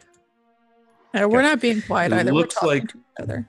It looks like there might be wet footprints heading from the pool, from the south end of the pool to the middle, or from the middle to the south end of the pool. Because they're less wet than the trail leading out of the pool, you would assume that somebody probably stood there for a few minutes and then squished their way southward and has left the chamber by that passageway to the south. I'm gonna Harlow, Flint. Do I hear them? Give me perception, Harlow and Flint. 15. 12. Okay. You hear a voice, Harlow, Mhm. which seems kind of odd. You're like, what the hell? Because you guys have moved well into that chamber and you're actually about to the point where it narrows to 10 feet wide and it's kind of headed southeast. Mm-hmm. But you hear a voice and it sounds like it might be Pavil. I think it's Pavil. Okay. I'm going to shout down back the same way. Say, we're okay. We just need to look at something. We'll be right back. Hopefully he can make some of it out. Like she's not being quiet. Okay, hit me with a perception, Pavil. 7. Okay. You hear a muffled voice.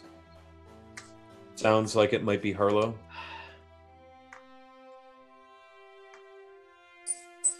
Lethyrus, I can't see them, and I think I heard something. God, I don't know. Should I go check? And Sonia's still on your shoulder, perfectly calm. Yeah. Sonia has made the ride down. Yeah, that I don't think that's comforting me at all. I look around. Hilarious. I don't think that's comforting. I guess so. I mean, I'm okay up here All right. by myself. Looks like so. Listen, I don't like leaving you alone, but I have to make sure they're not hurt, you know? I mean, that's fair. I mean, it's not like you can't take care of yourself at least a little bit. Well, sure. I'd like to Alright. come with you, but I'm not confident I could get back up. All right, don't go dying on me before I get back. Okay, I'll try. I'm gonna carefully lower myself down into the water and then get out it, and then like shoot over to the opening as fast as I can. You know, holding the torch aloft so it doesn't. Okay, go to the west side. Yeah. Okay. Yeah. So you scramble. Make me a con save. That is a 22. Okay, you're fine. You're cold. So you're in that west area where that was wet from before, and you're standing there. You have a raven on your shoulder. You have a torch. I'm gonna sort of hop up and down to get circulation back into my legs, and I'm gonna start running down the passage. Okay, so you have to go over to that. That opening is actually where the water is. So you're gonna, like they did, you'll have to go through about 8 feet, linear distance through that water, waist deep again. So you're gonna get cold, but you don't have to worry about the saving throw. Take what I just said and do that after I go through that 8-10 foot section of water. So you slosh through there, carrying your torch, and you come into a cavern. Stomp your feet, try to get your circulation going. You do see some wet footprints, like water has sloshed out of that pool. Yep. On the floor. And you're in about a 10-15 foot wide passageway that opens up into a big cavern. Again, kind of very irregular sides, craggy, cracky, 10-12 foot roof, ceiling, excuse me. I don't even think I'm paying attention really to the shape of the cavern.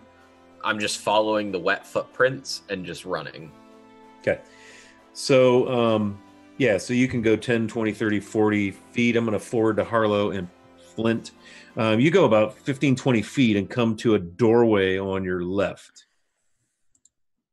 Okay, there's a doorway. Or a door, not a doorway, a door, a wooden door. A door. Okay, I'm going to walk over it. Flint, stay here, and I'll just kind of like pat her on the shoulders. I know she can't see. And it's actually, I'm sorry, it's not a wooden door, it's an iron door. Like, is there a grate or anything in it? I'm sorry? Is there like a grate or anything in the door? Like, no, it's just a wooden door that has a handle, clasp, and a keyhole. Okay. I'm gonna go over, put my head to it. Do I hear it? My ear to it? Do I hear anything? You hear the sound of you rolling a perception check. Natural one. Okay.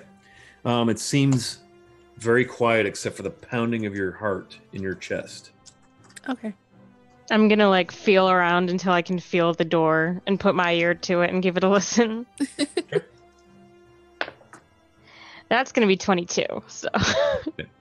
Yeah. So you listen very closely, and aside from the pounding of your heart, you hear nothing. But then you start to hear the squish, slop, slap, squish sound behind you as the area you're in begins to lighten and glow. Harlow, get behind me. Apparent light I of can see. Source. What do you do? I like move in front of Harlow and get my axes ready. Okay, so your backs are to the iron door. You're in the passage, and around the corner, holding a torch, looking bedraggled, wet from the waist down, is Pavil. I sort of like slide to a stop. Axes bared in hand, ready to go. Harlow's behind her as they stand in front of a large iron door. Slide to a stop. What the hell are you guys doing? There's a door. I thought you heard me say I was okay, and I said Sonia.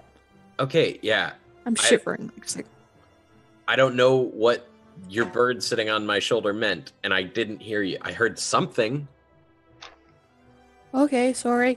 Okay, put it this way. If she doesn't try to peck your eyes out, Everything's okay. If something's wrong, she will make it known. Just for future reference. Good to know for future reference. Let's get you two get your asses back up that. Look, door first. Just check the door. We've made it this far. We'll turn around after this. Fine. I stomp past you guys, just sort of giving you a look, and I open the door.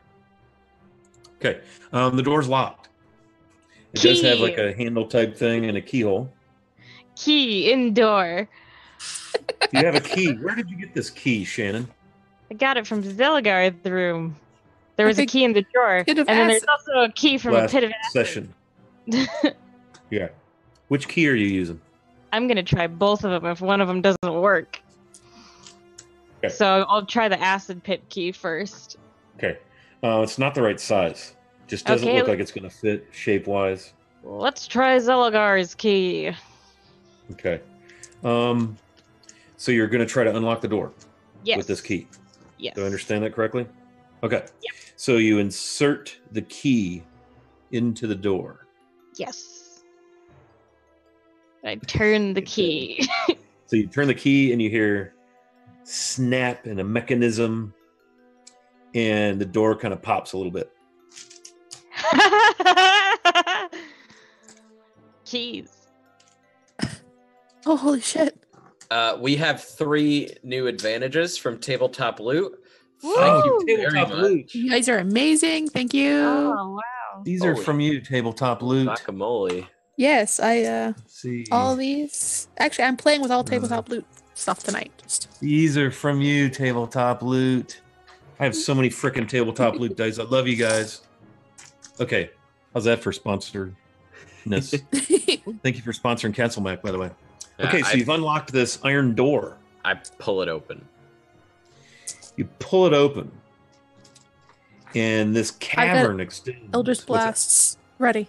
Okay, so this cavern extends about 50 feet to an opposite wall, and it's about 20 feet wide.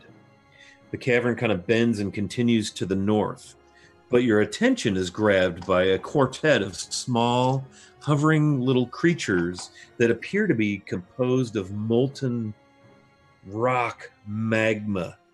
And with a cackling laugh, they scatter to the ceiling about 15 feet up. And it is time to roll initiative. Close the door, lock the door, close the door, lock the door, close the door, lock the door. Oh, this is awesome. Yeah, but Lethyrus is up there. He doesn't know what happening. Close the door, lock the door, close the door, lock the door. God damn it, guys. Close the door, close the door, close the door. 21. What did you expect to happen? I'd hoped for this. Flint, you can recognize this as some kind of molten rock. You know, the 21. other two just see this like red, globby, gloopy looking sort of creatures, kind of smallish, really strange. 22. Okay, so we got a 22. What I do you will have? roll the 21. 21. I also rolled a 21. 21. Okay. What's your dex bonuses, Harlow and Flint? 2. Dex is +3. Okay, so Flint, you'll go before Harlow. Let me make some initiative rolls for my dudes.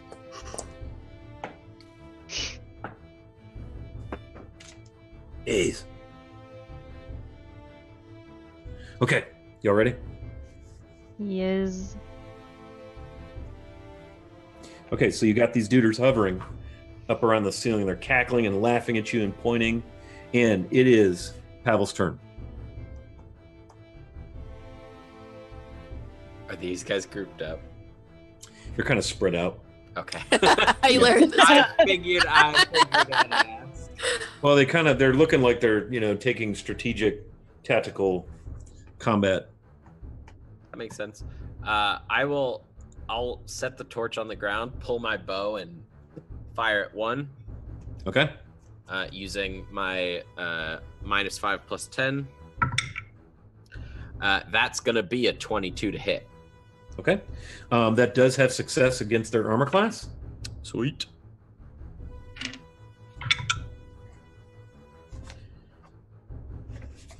$23 points of damage.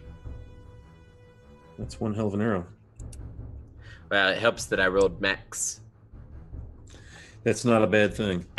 Okay, so you fire an arrow, and it vanishes up into this oozy, thick, it's like thick, melty something or other. Yeah. It's just it's a weird, you've never seen any substance like this in your life. And it kind of squeals and howls. Anything else you'd like to do?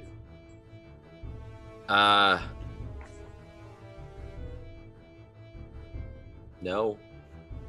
Not that I can think of. Yeah, end my turn. All right. Flint. I'm gonna try something. I'm gonna speak to them in Primordial, which is specifically Terran Primordial. See if maybe they answer. Okay. And be like, "What are you doing here? Who are you?" They cackle and, make some weird sound language back at you. If you didn't know better, you'd say you were probably being taunted. They're like, looks like they're going to flick balls of melty, hot rock at you. All right, time to shoot them with an arrow. Okay. You're going to fire at the one that Pavil just struck, or are you going to pick a fresh one? I'm gonna fire at the one Pavil hit. Okay, there's 4 of them. That's a natural 20!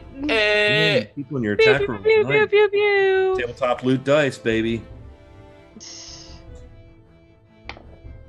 Oh! Max damage!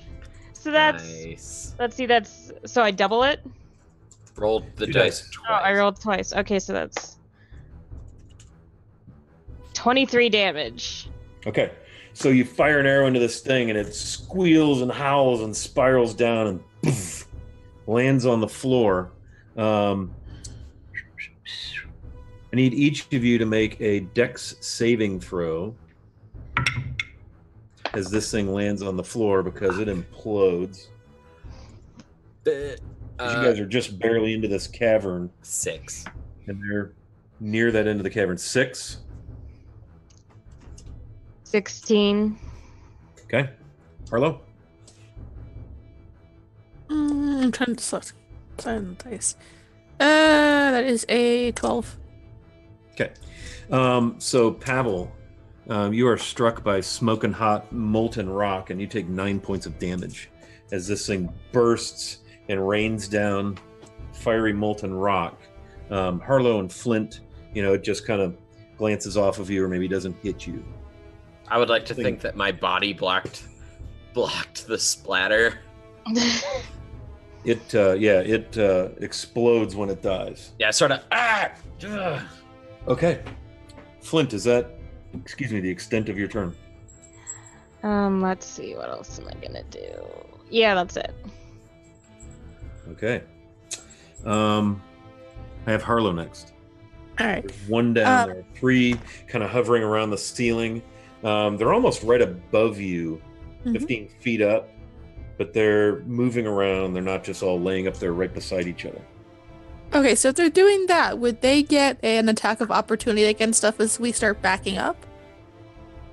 No, because you're not close. You're not in melee. All right, perfect. And I'm... Yeah, so you guys are like maybe 5-10 feet into this cavern. You're still in the 10 to 15 foot wide area before it widens out. And they're kind of right above you, maybe just ahead of you. All right, I'm thinking that where Flint can't see. She's probably behind me, and Pavel's in front of me. So I'm just kind of grabbing Pavel by the cloak or the back, and just kind of backing up a little bit as much as I can, and trying to bump into her, but over one show hand. I'm trying to give it more attention is paid to this, but I'm trying to get my point across. Doing both, so playing that very well. I'm going to set off a Eldritch Blast at the closest one to me. Sure. Let's see. Let's try this one. That is a 15. Okay. That is success against their armor class. Okay. So go ahead and roll your damage from your Eldritch Blast. Is this purpley band of energy? Oh wait, no, that's a 4 now. 6 damage. Yay. Okay. 6 damage.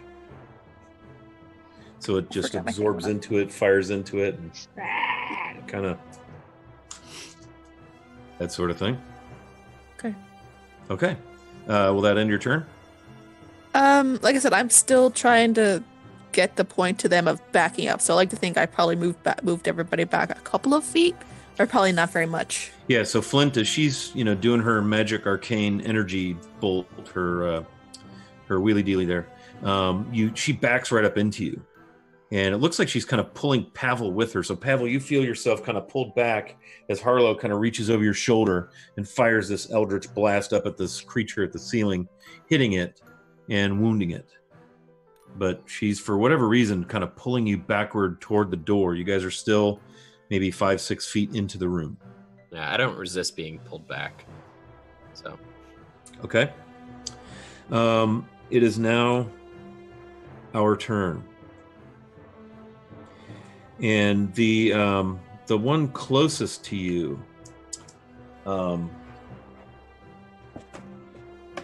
you see it, it's just this globular thing. But anybody, whoops, I grabbed the wrong, oh no, I didn't. You guys are all pretty close to each other, aren't you? Let me see how this is going to work here.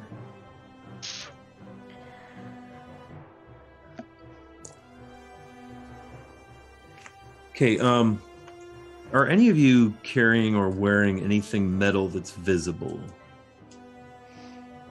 Yeah, My sword's in the sheath. I have half plate on, which is Okay. Quite visible. Yeah. Yep. Flint, what about you? Axes? I mean, my axe is on my side, but that's about it. Yeah, and they're wrapped in leather or some kind of something. Okay, so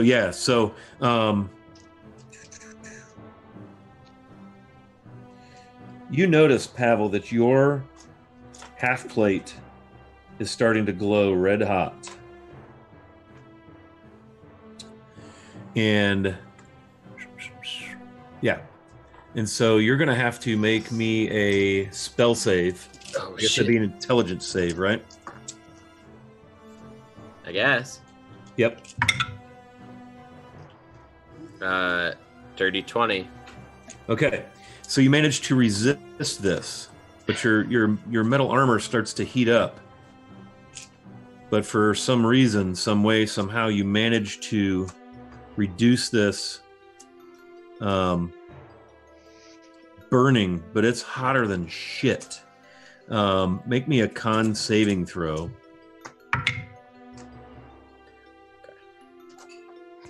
A second dirty 20. Okay. So your instinct is to get this armor off because it is burning effing hot. Yeah.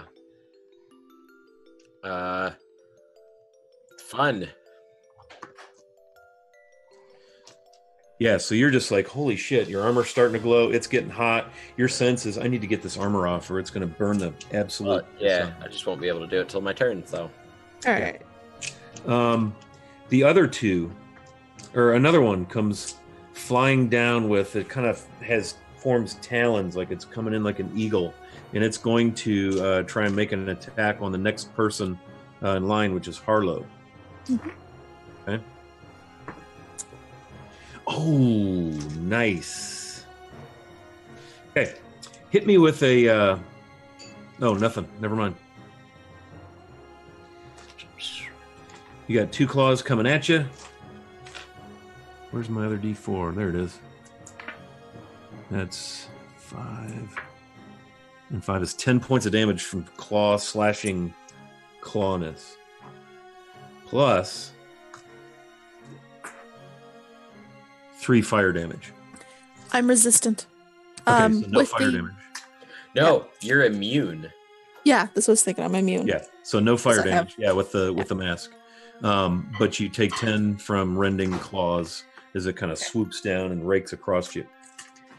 The other one flies in behind, and it's going to breathe a 15-foot cone of fire at you. And so I need you each to make a DC 11 dex save as this wall of fire, as this thing swoops down at you. 12. 10. What'd you 4. have? 10. 10. Okay, so I got 2 fails and a save, right? Flint, you made it? Yay. Okay, so Pavil and Harlow, good grief, you take 5. It's kind of like, and Flint, you take 2. 5 points of fire damage. Fire damage, yeah. Flint, say. Oh yeah, right. I'm No, you're resistant, Harlow, so you're fine. Flint save for 2. Pavil, you got 5. Oh boy. And we're back around to the top of the order for initiative. Get out, get out, get out, get out, get out. Yeah. I grab my torch and look at them wide-eyed as like I imagine little bits of smoke are starting to curl up from where the edges of my armor touched like the leather underneath. Run. I sprint. Yes. Yeah, you've got like leather under that armor and everything, and so you guys vacate the room using your turn to move. Yeah. I do. I want to be last out. Okay. So as I'm running and I'm sprinting. So I'm okay, so Pavil exits. As I'm running by, I yell, "Close the door behind you." Flint, you're after Pavil. Your turn. Yeah, I believe. I run out. I don't think I can take these guys by myself. So okay. So Flint pops out, and Harlow, you were left there in the room. Your companions have bolted. You are next in initiative. You are right at the door because of everybody kind of moving back. You know, you're easily able to get out of the room this turn. Close the door as your movement. I am going to cast a ray of frost before I leave the room, and then just hop out of the room and close the door, and hopefully be able to get either lock it or get the one with the key to lock it. Okay. So ray of frost. So this ray of fire frost will work, I guess. Freezing blue-white light. That's 23. Oh, you cast it at a higher level? No, it's a cantrip, but I got a 23 to hit. Oh, I thought you meant the damage was 23. I was like, holy no. crap, Oh my god, no. Yeah, so that hits one of the dudes. Do you want to hit the one that was wounded or the fresh ones? The one that was closest to me. Okay. So I'm gonna do this.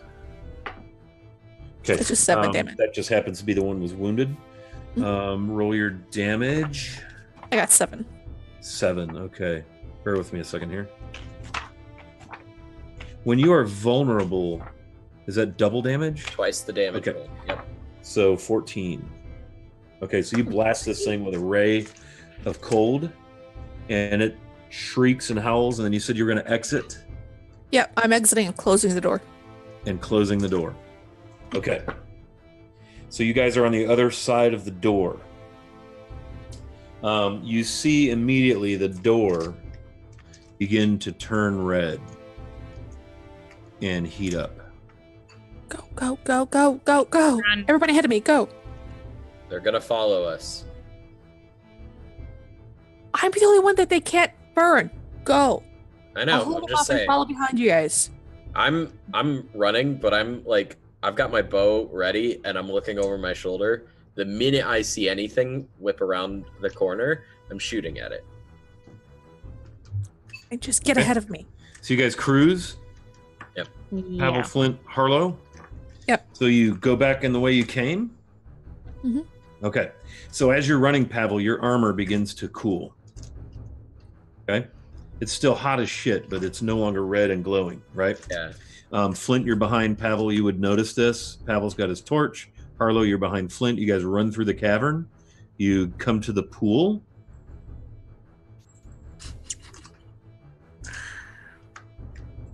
And I'm going to stop you right there. And we're going to flash to Lethiris. All day I face No. the barren waste. So, right, you're just like without hanging out in the hall.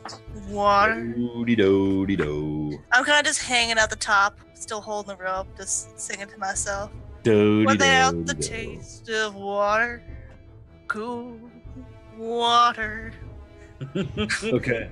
Day and hour with throats burned dry, etc., etc.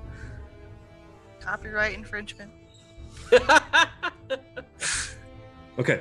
So as you're hanging out there, in your passageway there, looking over the pit, you hear from behind you, coming down the passageway, that direction from the 3 rooms you guys inspected. Croaking and grunting and general reptilian, almost sounds like arguing. And the like kind of like running, coming towards your direction from behind you up that passageway. Okay. It's like, you know, it's almost like, I don't know if it's arguing or barking orders or what's going on there. Remind me what's in this room.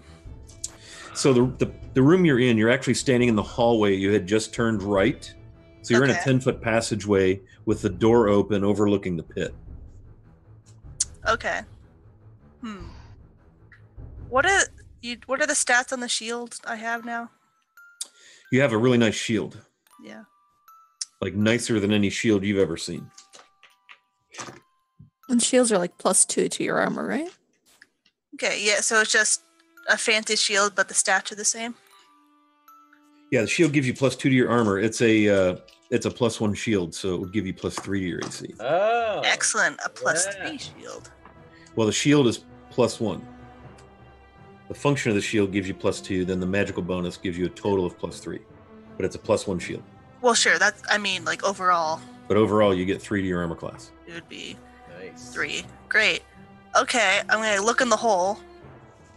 Do I see any darkness? No, darkness. All right. Yeah, and think about this. This is happening as they have, Pavil went down, sloshed through the water. He's gone. It's quiet. Yep. You're standing around. All of a sudden, you hear this clatter coming down the hallway behind you, kind of barking and chirping and guttural, lizardy, reptilian crackling, but not at the pitch of the kobolds. These are not kobolds. Or if they are, they're big fucking kobolds. Oh, dear.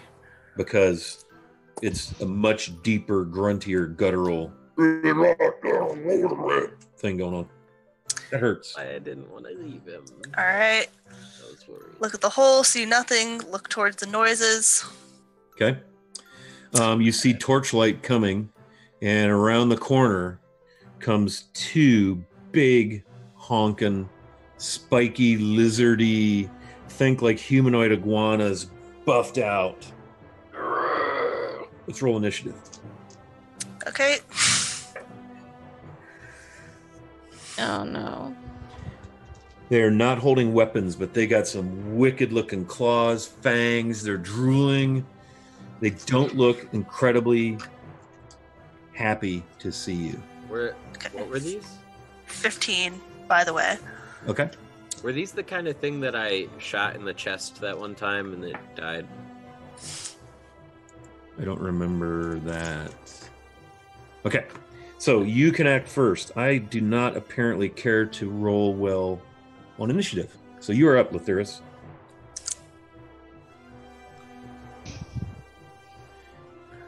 You have basically, these things are large enough. You kind of have one behind the other as they come down the passageway. How far away are they? They're entering melee. Okay, so that's... I actually don't know what that means. You notice as they approach and get within about 5 feet, the first one, the smell is absolutely horrifically awfully stenchy, pungent, ass, foot, crotch. Yeah, it is nasty. In fact, like what you encountered before. Yep. So what I need you to do is make me a con save. Oh, that's stinky, huh? Bad. All right. Boy, that's a 5 all. Yeah, you're like, ooh, right? And so you're feeling woozy. You're feeling nasty. And you are poisoned. I'm trying to see the effects of that. Oh. So you are poisoned right now. Disadvantage on ability checks and attack rolls. Yep. Just found it. Thank you. So you are rolling at disadvantage for any ability checks and attack rolls. It is your go. And this thing is nasty looking. It's nasty sounding, and it would have to really upgrade to be nasty smelling. Nasty. Okay, well, first off, gonna grab the old shield, bring that in front of me, Yeah. and then I guess, can I do Sunder one-handed? That's something you would allow me to do. I think as a Minotaur, I'm going to allow that. Fantastic. Yeah. That I think what I'm is going to do, though, I'm going to punish you a little bit for that. okay. You're going to roll D10 instead of D12. It's kind of like Okay. the opposite of versatile. How does that sound? It's a little awkward, so you can't get quite the oomph behind it, even though you're one strong SOB. That sounds fair. Yeah. 23 to hit. Okay. That is a successful hit. Okay. That is 7, 9, 10, 11, 12 damage. Okay. So you wield that axe, you just cut a notch in its chest, and it howls, and Green Ichor immediately starts running, and it's like, ah! What are you going to do? What was that, 12 you said? Yeah. Okay. Okay. As a bonus action, I am going to hit it with my horns. It has to have a strength save of 14, Okay. or it will be pushed away 5 feet and knocked prone. Okay. So you hit it with your horns. Are you able also to like do an attack roll with damage to this, or is it just a push? No, a shove? I don't think I have any bonus attacks with damage at the moment. Right. So you're just basically hitting it with your horn. It's not an attack. Yeah, It's a I'm just shove. pushing it. Okay. So it sprawls. It just goes back. So you hack it once with your axe and just roar and rear your head, hammer it, and it falls back into its buddy as the other one's roaring up the hallway. Great. Can I use my bonus action? So I guess Yeah, that was your bonus. can't do anything else then. Besides, and the hole's behind me, so I really can't do anything. So I guess it's their turn. Okay. So it is just kind of smashed into his buddy 5 feet from you. He's going to recover and use his movement to come back to you for melee. Okay. And he gets claw bite. Okay. And 2 claws hit you. One is a nat 20. So you're going to take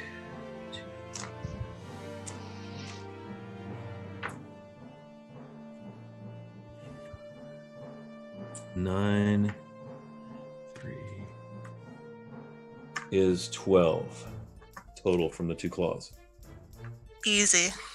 Okay, bite misses you. Second dude.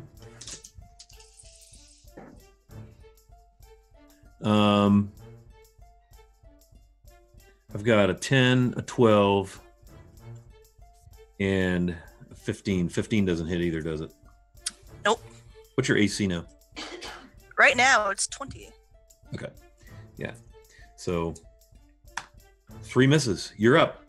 So you got 2 of these giant stinky ass things. First thing you got to do is save, con save.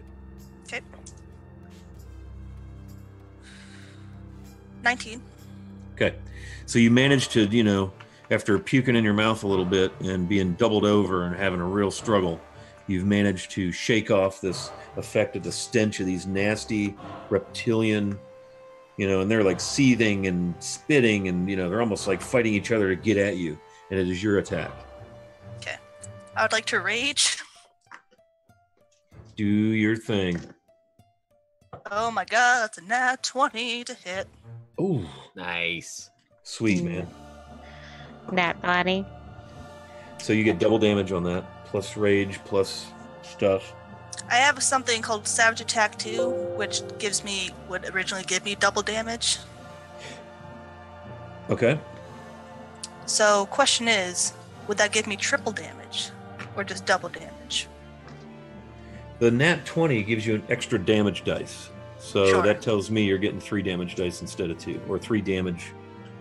Whatever your damage is for that, you would get 3 damages. Would it be double the dice and then double the rolled damage? Describe for me what did you call that? Savage attack? Savage attack. Let me see. Features and traits.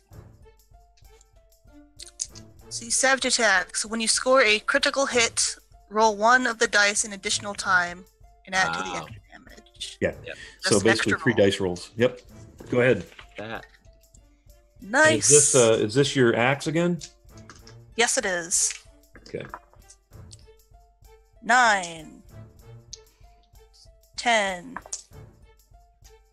1, so 20. 20. Okay. So describe for me what happens to this thing as you just blast it with your battle axe in a fit of barbaric Minotaurian rage.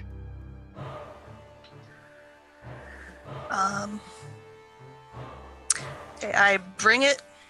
Well, it's pretty near here. Hallway. Shield up. I roar at him. I pure bull fury, and then I raise it up and bring it straight down the middle, slicing it in half. Okay. It falls open to reveal the other one behind it. And I stare at it. I point at you. Okay. The other one behind it, you actually see it kind of react with surprise, like, holy shit. Can I roll to intimidate? Yeah. Intimidate. I love you, Abby. Don't die. 20. Okay. It just stands there, like, shocked, stunned for a second. You still have a bonus action. And I would allow you to step over through the deceased troglodyte to get to the other one, because he's not like fully stunned, but he's like, holy crap, what just happened? You know, and in that split second, you can bonus action against him if you want.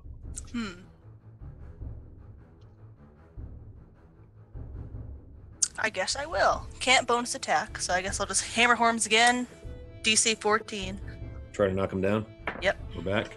Okay, so he kind of stands his ground as you almost kind of shook him back to reality there. Okay. So it's our attack. All right. That's the end of your turn. Yep, can't do anything else. And your AC 20? Mm-hmm. Okay, so he bites at you and misses and rends a claw across you, and it just kind of doesn't even find purchase in your thick Minotaur hide, but the last claw coming in does. Kind of catches and tears through your hide a little bit. Golly. And you got 3 points of damage from that claw attack. It's like... That's nothing. And I know, and it just stands there snarling at you. And it's your go. Okay. Gonna drop the shield, 2 armed, sunder. That is 18 to hit. Okay. That's a hit.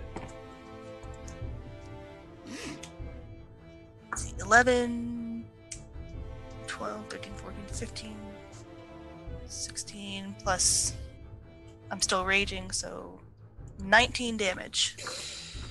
Man, okay, so you hammer this thing, and the net result is you get it down to one knee. Describe for me how that happens. He is not dead, but he is massively gashed from this huge two-handed swing. I bring Sunder down on his shoulder. The force buckles his knees. Mm-hmm. And then I draw Sunder back with like a crack. And I stare him down, waiting for him to try something. You still have a bonus action. Great.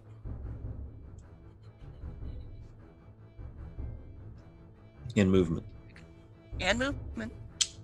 Okay, with my movement, I will back up 5 feet. And I will not do anything bonus. Just let him take his turn. Okay. So he's going to very slowly rise and charge you to try and bite and claw. One last frenzied gasp. of incredibly shitty dice rolls, except for one claw rends into you with another nat 20. Ooh. And he does 4 points of damage. I fucking hate D4s, man. They just suck. You know what I mean? They just aren't exciting. So 4 more points of damage as he just last gasps, and he's almost hanging on you. You know, because that axe blow was just absolutely devastating. So it is your turn. Okay.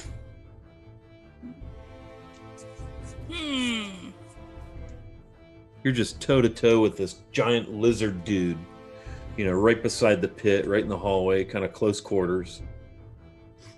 Oh, I know. There's 2 halves of one on the floor. Okay. I want to grab him. Okay. And I want, if I succeed, to turn around and throw him into the pit. Okay. So you want to kind of shove him? Yep. I just want to like grab, twist, and shove. Okay. All right, so we're going to go opposed. And I'm going to go at disadvantage because I'm down to very minimal awesomeness. Okay. You grab him, right? And his eyes kind of get big. Oh, jeez. Okay, what'd you get? Dirty 20. Okay, so you can do your thing. You've won your contested dice roll. You can push him in whatever direction. All right. I'm going to pick him up by the neck. I'm going to turn around. I'm just going to whip him down the hole. Okay. So you're easily able to do this. So this thing vanishes down the hole, and you can hear him. He kind of slams into one of the sides of the shaft because you kind of threw him. Mm-hmm. As the 3 of you are flashing back to the kids downstairs, as the 3 of you are running up to the pool, something big and lizard-like drops out of that shaft in the ceiling, pafoosh, into that pool of water, spraying whoever's in front. I believe it's Pavil, with icy frickin' cold water, head to toe. Probably next to you right now. Big frickin' huge lizard thing, and it just kind of floats there in the pool.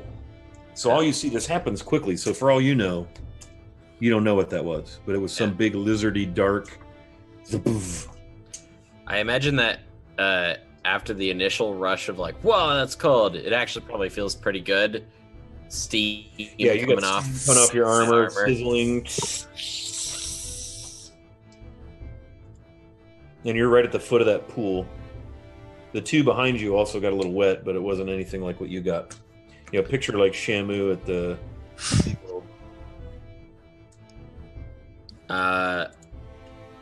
Flint, put your foot in the loop in the rope and tug twice.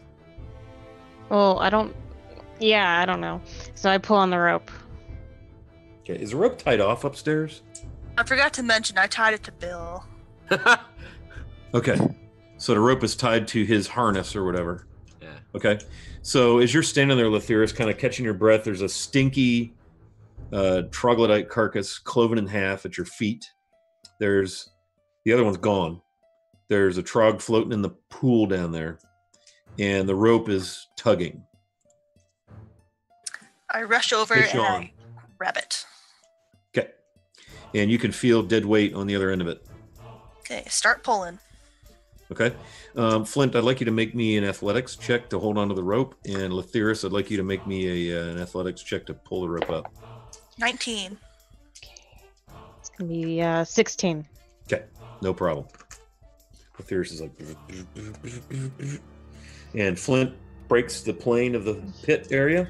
We have to hurry and get them out of there now. Oh, okay. Rope's down. Okay. Swoop. Another one. Here we go. You got the loop, right? So it's like a foot in there, and then you grab onto the rope. Mm-hmm. Okay. Who's next? Pavil. Sure. Pavil, up you go. Athletics, both of you. Yeah. 21 for me. 8. 8. Okay, give me a dex check. 17. Okay, so you manage to, your grip kind of slips up here, but because you got a foot in that loop, you're able to not completely go off the rope. Yeah. because you were kind of so close to it, and you managed to grab a hold of it again, but it was kind of one of those heart rate thing going. Yeah. And Letherius, you feel a couple of weird tugs, and you're like, what the hell's he doing down there? As you pull Pavil up. And last but not least, All right, I'm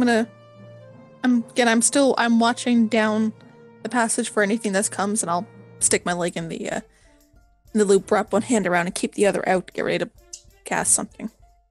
okay. So give me strength check or athletics checks for each of you, please. 15. Natural. Okay, no problem. Finally got something right this time. Nice. Very One good roll. So Letherius, you haul your third bedraggled, wet, rather scorched looking.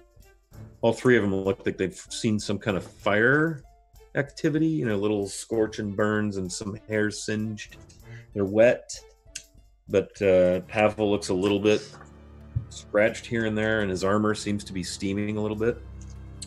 And you're in the Meanwhile, hallway. I'm smellier than ever. At the north end of the pit, you three arrive up top, and as she's hauling you up, you notice there's a large lizard reptilian beast like what you faced earlier that's been cloven straight, right down the center axis. Yeah. Just laying in the hallway. Are you guys okay? Pavil, are you okay? You don't look too good, man. I'm fine. We fought some globs of fire. There was a door down there, and just to get it over with, we opened it. It didn't go well, I take it. No, there were 4 floating globs of fire and stone. They practically cooked me alive in my own fucking armor. Well, that just won't do, now will it? I point at the body. Well, the 2 halves of the body. Yeah, I guess they ran into me, in a way. Some of those big lizard guys. They don't smell too good, but... No, but it looks like you handled them pretty... Yeah, it beats being cooked alive in your armor, I guess. Yeah. And that is where we're going to call it a night. Yeah. Aw. Okay. We're at a nice little stopping spot. Good session, y'all. That was a good one. All right. What do y'all think? I think I'm hurting. that was fun. You Yeah, found that- some cavern. That wasn't great for me, health-wise either. I feel This- fantastic and reinvigorated that my keys are coming in clutch. That was a keyed iron door. First iron door you've seen. First keyed door you've seen. And where was that key you found? That was in That was in Zelligar's Room, yeah. wizard room thing. it was in his bedside table, I believe. And his drawer that was also unlocked with a key, might I add. Yes, so you came in very key right there. Okay, so Castle Max waiting on raid. Let's any thoughts on tonight's session? Anything you want to share? Positive, negative, ups, downs? Other than the fact that I'm really sorry about just fully destroying an entire encounter with one shot. Don't be. That was sweet as hell, man. From my point of view, I love the whole thing. From Pavel's point of view, I think he's starting to get maybe a little annoyed with some of the recklessness in the group.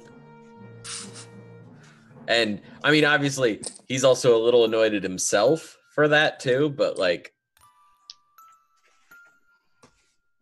yeah. We're not a happy family. Not really. That was funny when Flint went down the shaft. All right, Pavel, good. How about Harlow? Where are you at after all that, Harlow? Hurting. Harlow is hurting. I'm loving it. It was fun. I'm feeling so bad now for telling Flint about the damn door. Enjoying your raven?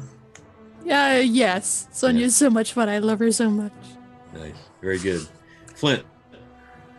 I'm having the time of my life. Let me tell you. Flint is at Disneyland. I'm going to Disney. Flint just wants to get the job done and get some vengeance, so she's willing to do anything for that, obviously. It may lead to some less than stellar decision making. Nice. Yeah, we've seen that. Lathyrus. I enjoyed thoroughly that last fight and feeling so strong. Freaking It's drilled so that cool. troglodyte. I was worried for a second, but then I was like, this is going well. This is going super well. Yeah. Their claw attacks aren't really great. The bite's what I really wanted to get you with, but the claws D4 damage just isn't all that exciting. I rolled some decent attack rolls. Hell, I hit 2 nat 20s, but D4s was nat 20s. Woo! So, yeah, but we had an interesting encounter down in the basement there, down in the caverns. So you've discovered that there's a subterranean level to this complex. Pretty interesting. Okay, so let's just go around real quick. Again, I'm Wiley Hobbit, and you can find me at Wiley Hobbit on Twitter. I hang out a lot in the Castle Mac Discord. This is where I play D&D right now. My Monday night game finished up for a few months. So that's me. That's where you can find me. How about Pavil or Devin? Where can we find you, bud? You can find me here every other Wednesday and moderating the Castmac Twitch and Discord under the name Utilitas. And then obviously at my Twitter handle below. Yeah. Very good. Flint. I'm Shannon, Channellogic across all the internets, and you can find me here every other Wednesday and sporadically in Castle Mac March games. And I also have an Etsy shop full of fun, nerdy stuff you can commission me for. It's in my Twitter bio, so check it out. Buy my stuff. Give me money. I want to give you stuff. Nice. Very good. Lathyrus. Abby. You can find me here every other Wednesday, Scathio Dio, across the internet. I don't do anything like make perler bead art, but if you want facts on lizards, I'm your girl. Make you a hell of a deal on a half lizard. Side of lizard. And last but not least, Ms. Misery, Harlow. I play in a couple different channels all over the internet, so you can check my Twitter handle down below there somewhere, over here, there, somewhere. There's best ways to find me. I'm always posting where I'm at to and where I'm about. And I love this crew. I love this community. It's the best. Thanks to Steven I for love you. producing us. I think we're raiding out. Yeah. Thank you, Internet. Thank you, chat. Thanks for hosting us, Castle Mac. And we'll see you all in 2 weeks. Exciting, right? I don't know how close we are to our raid, but looks like we're getting out of here. Thank you all for hanging out.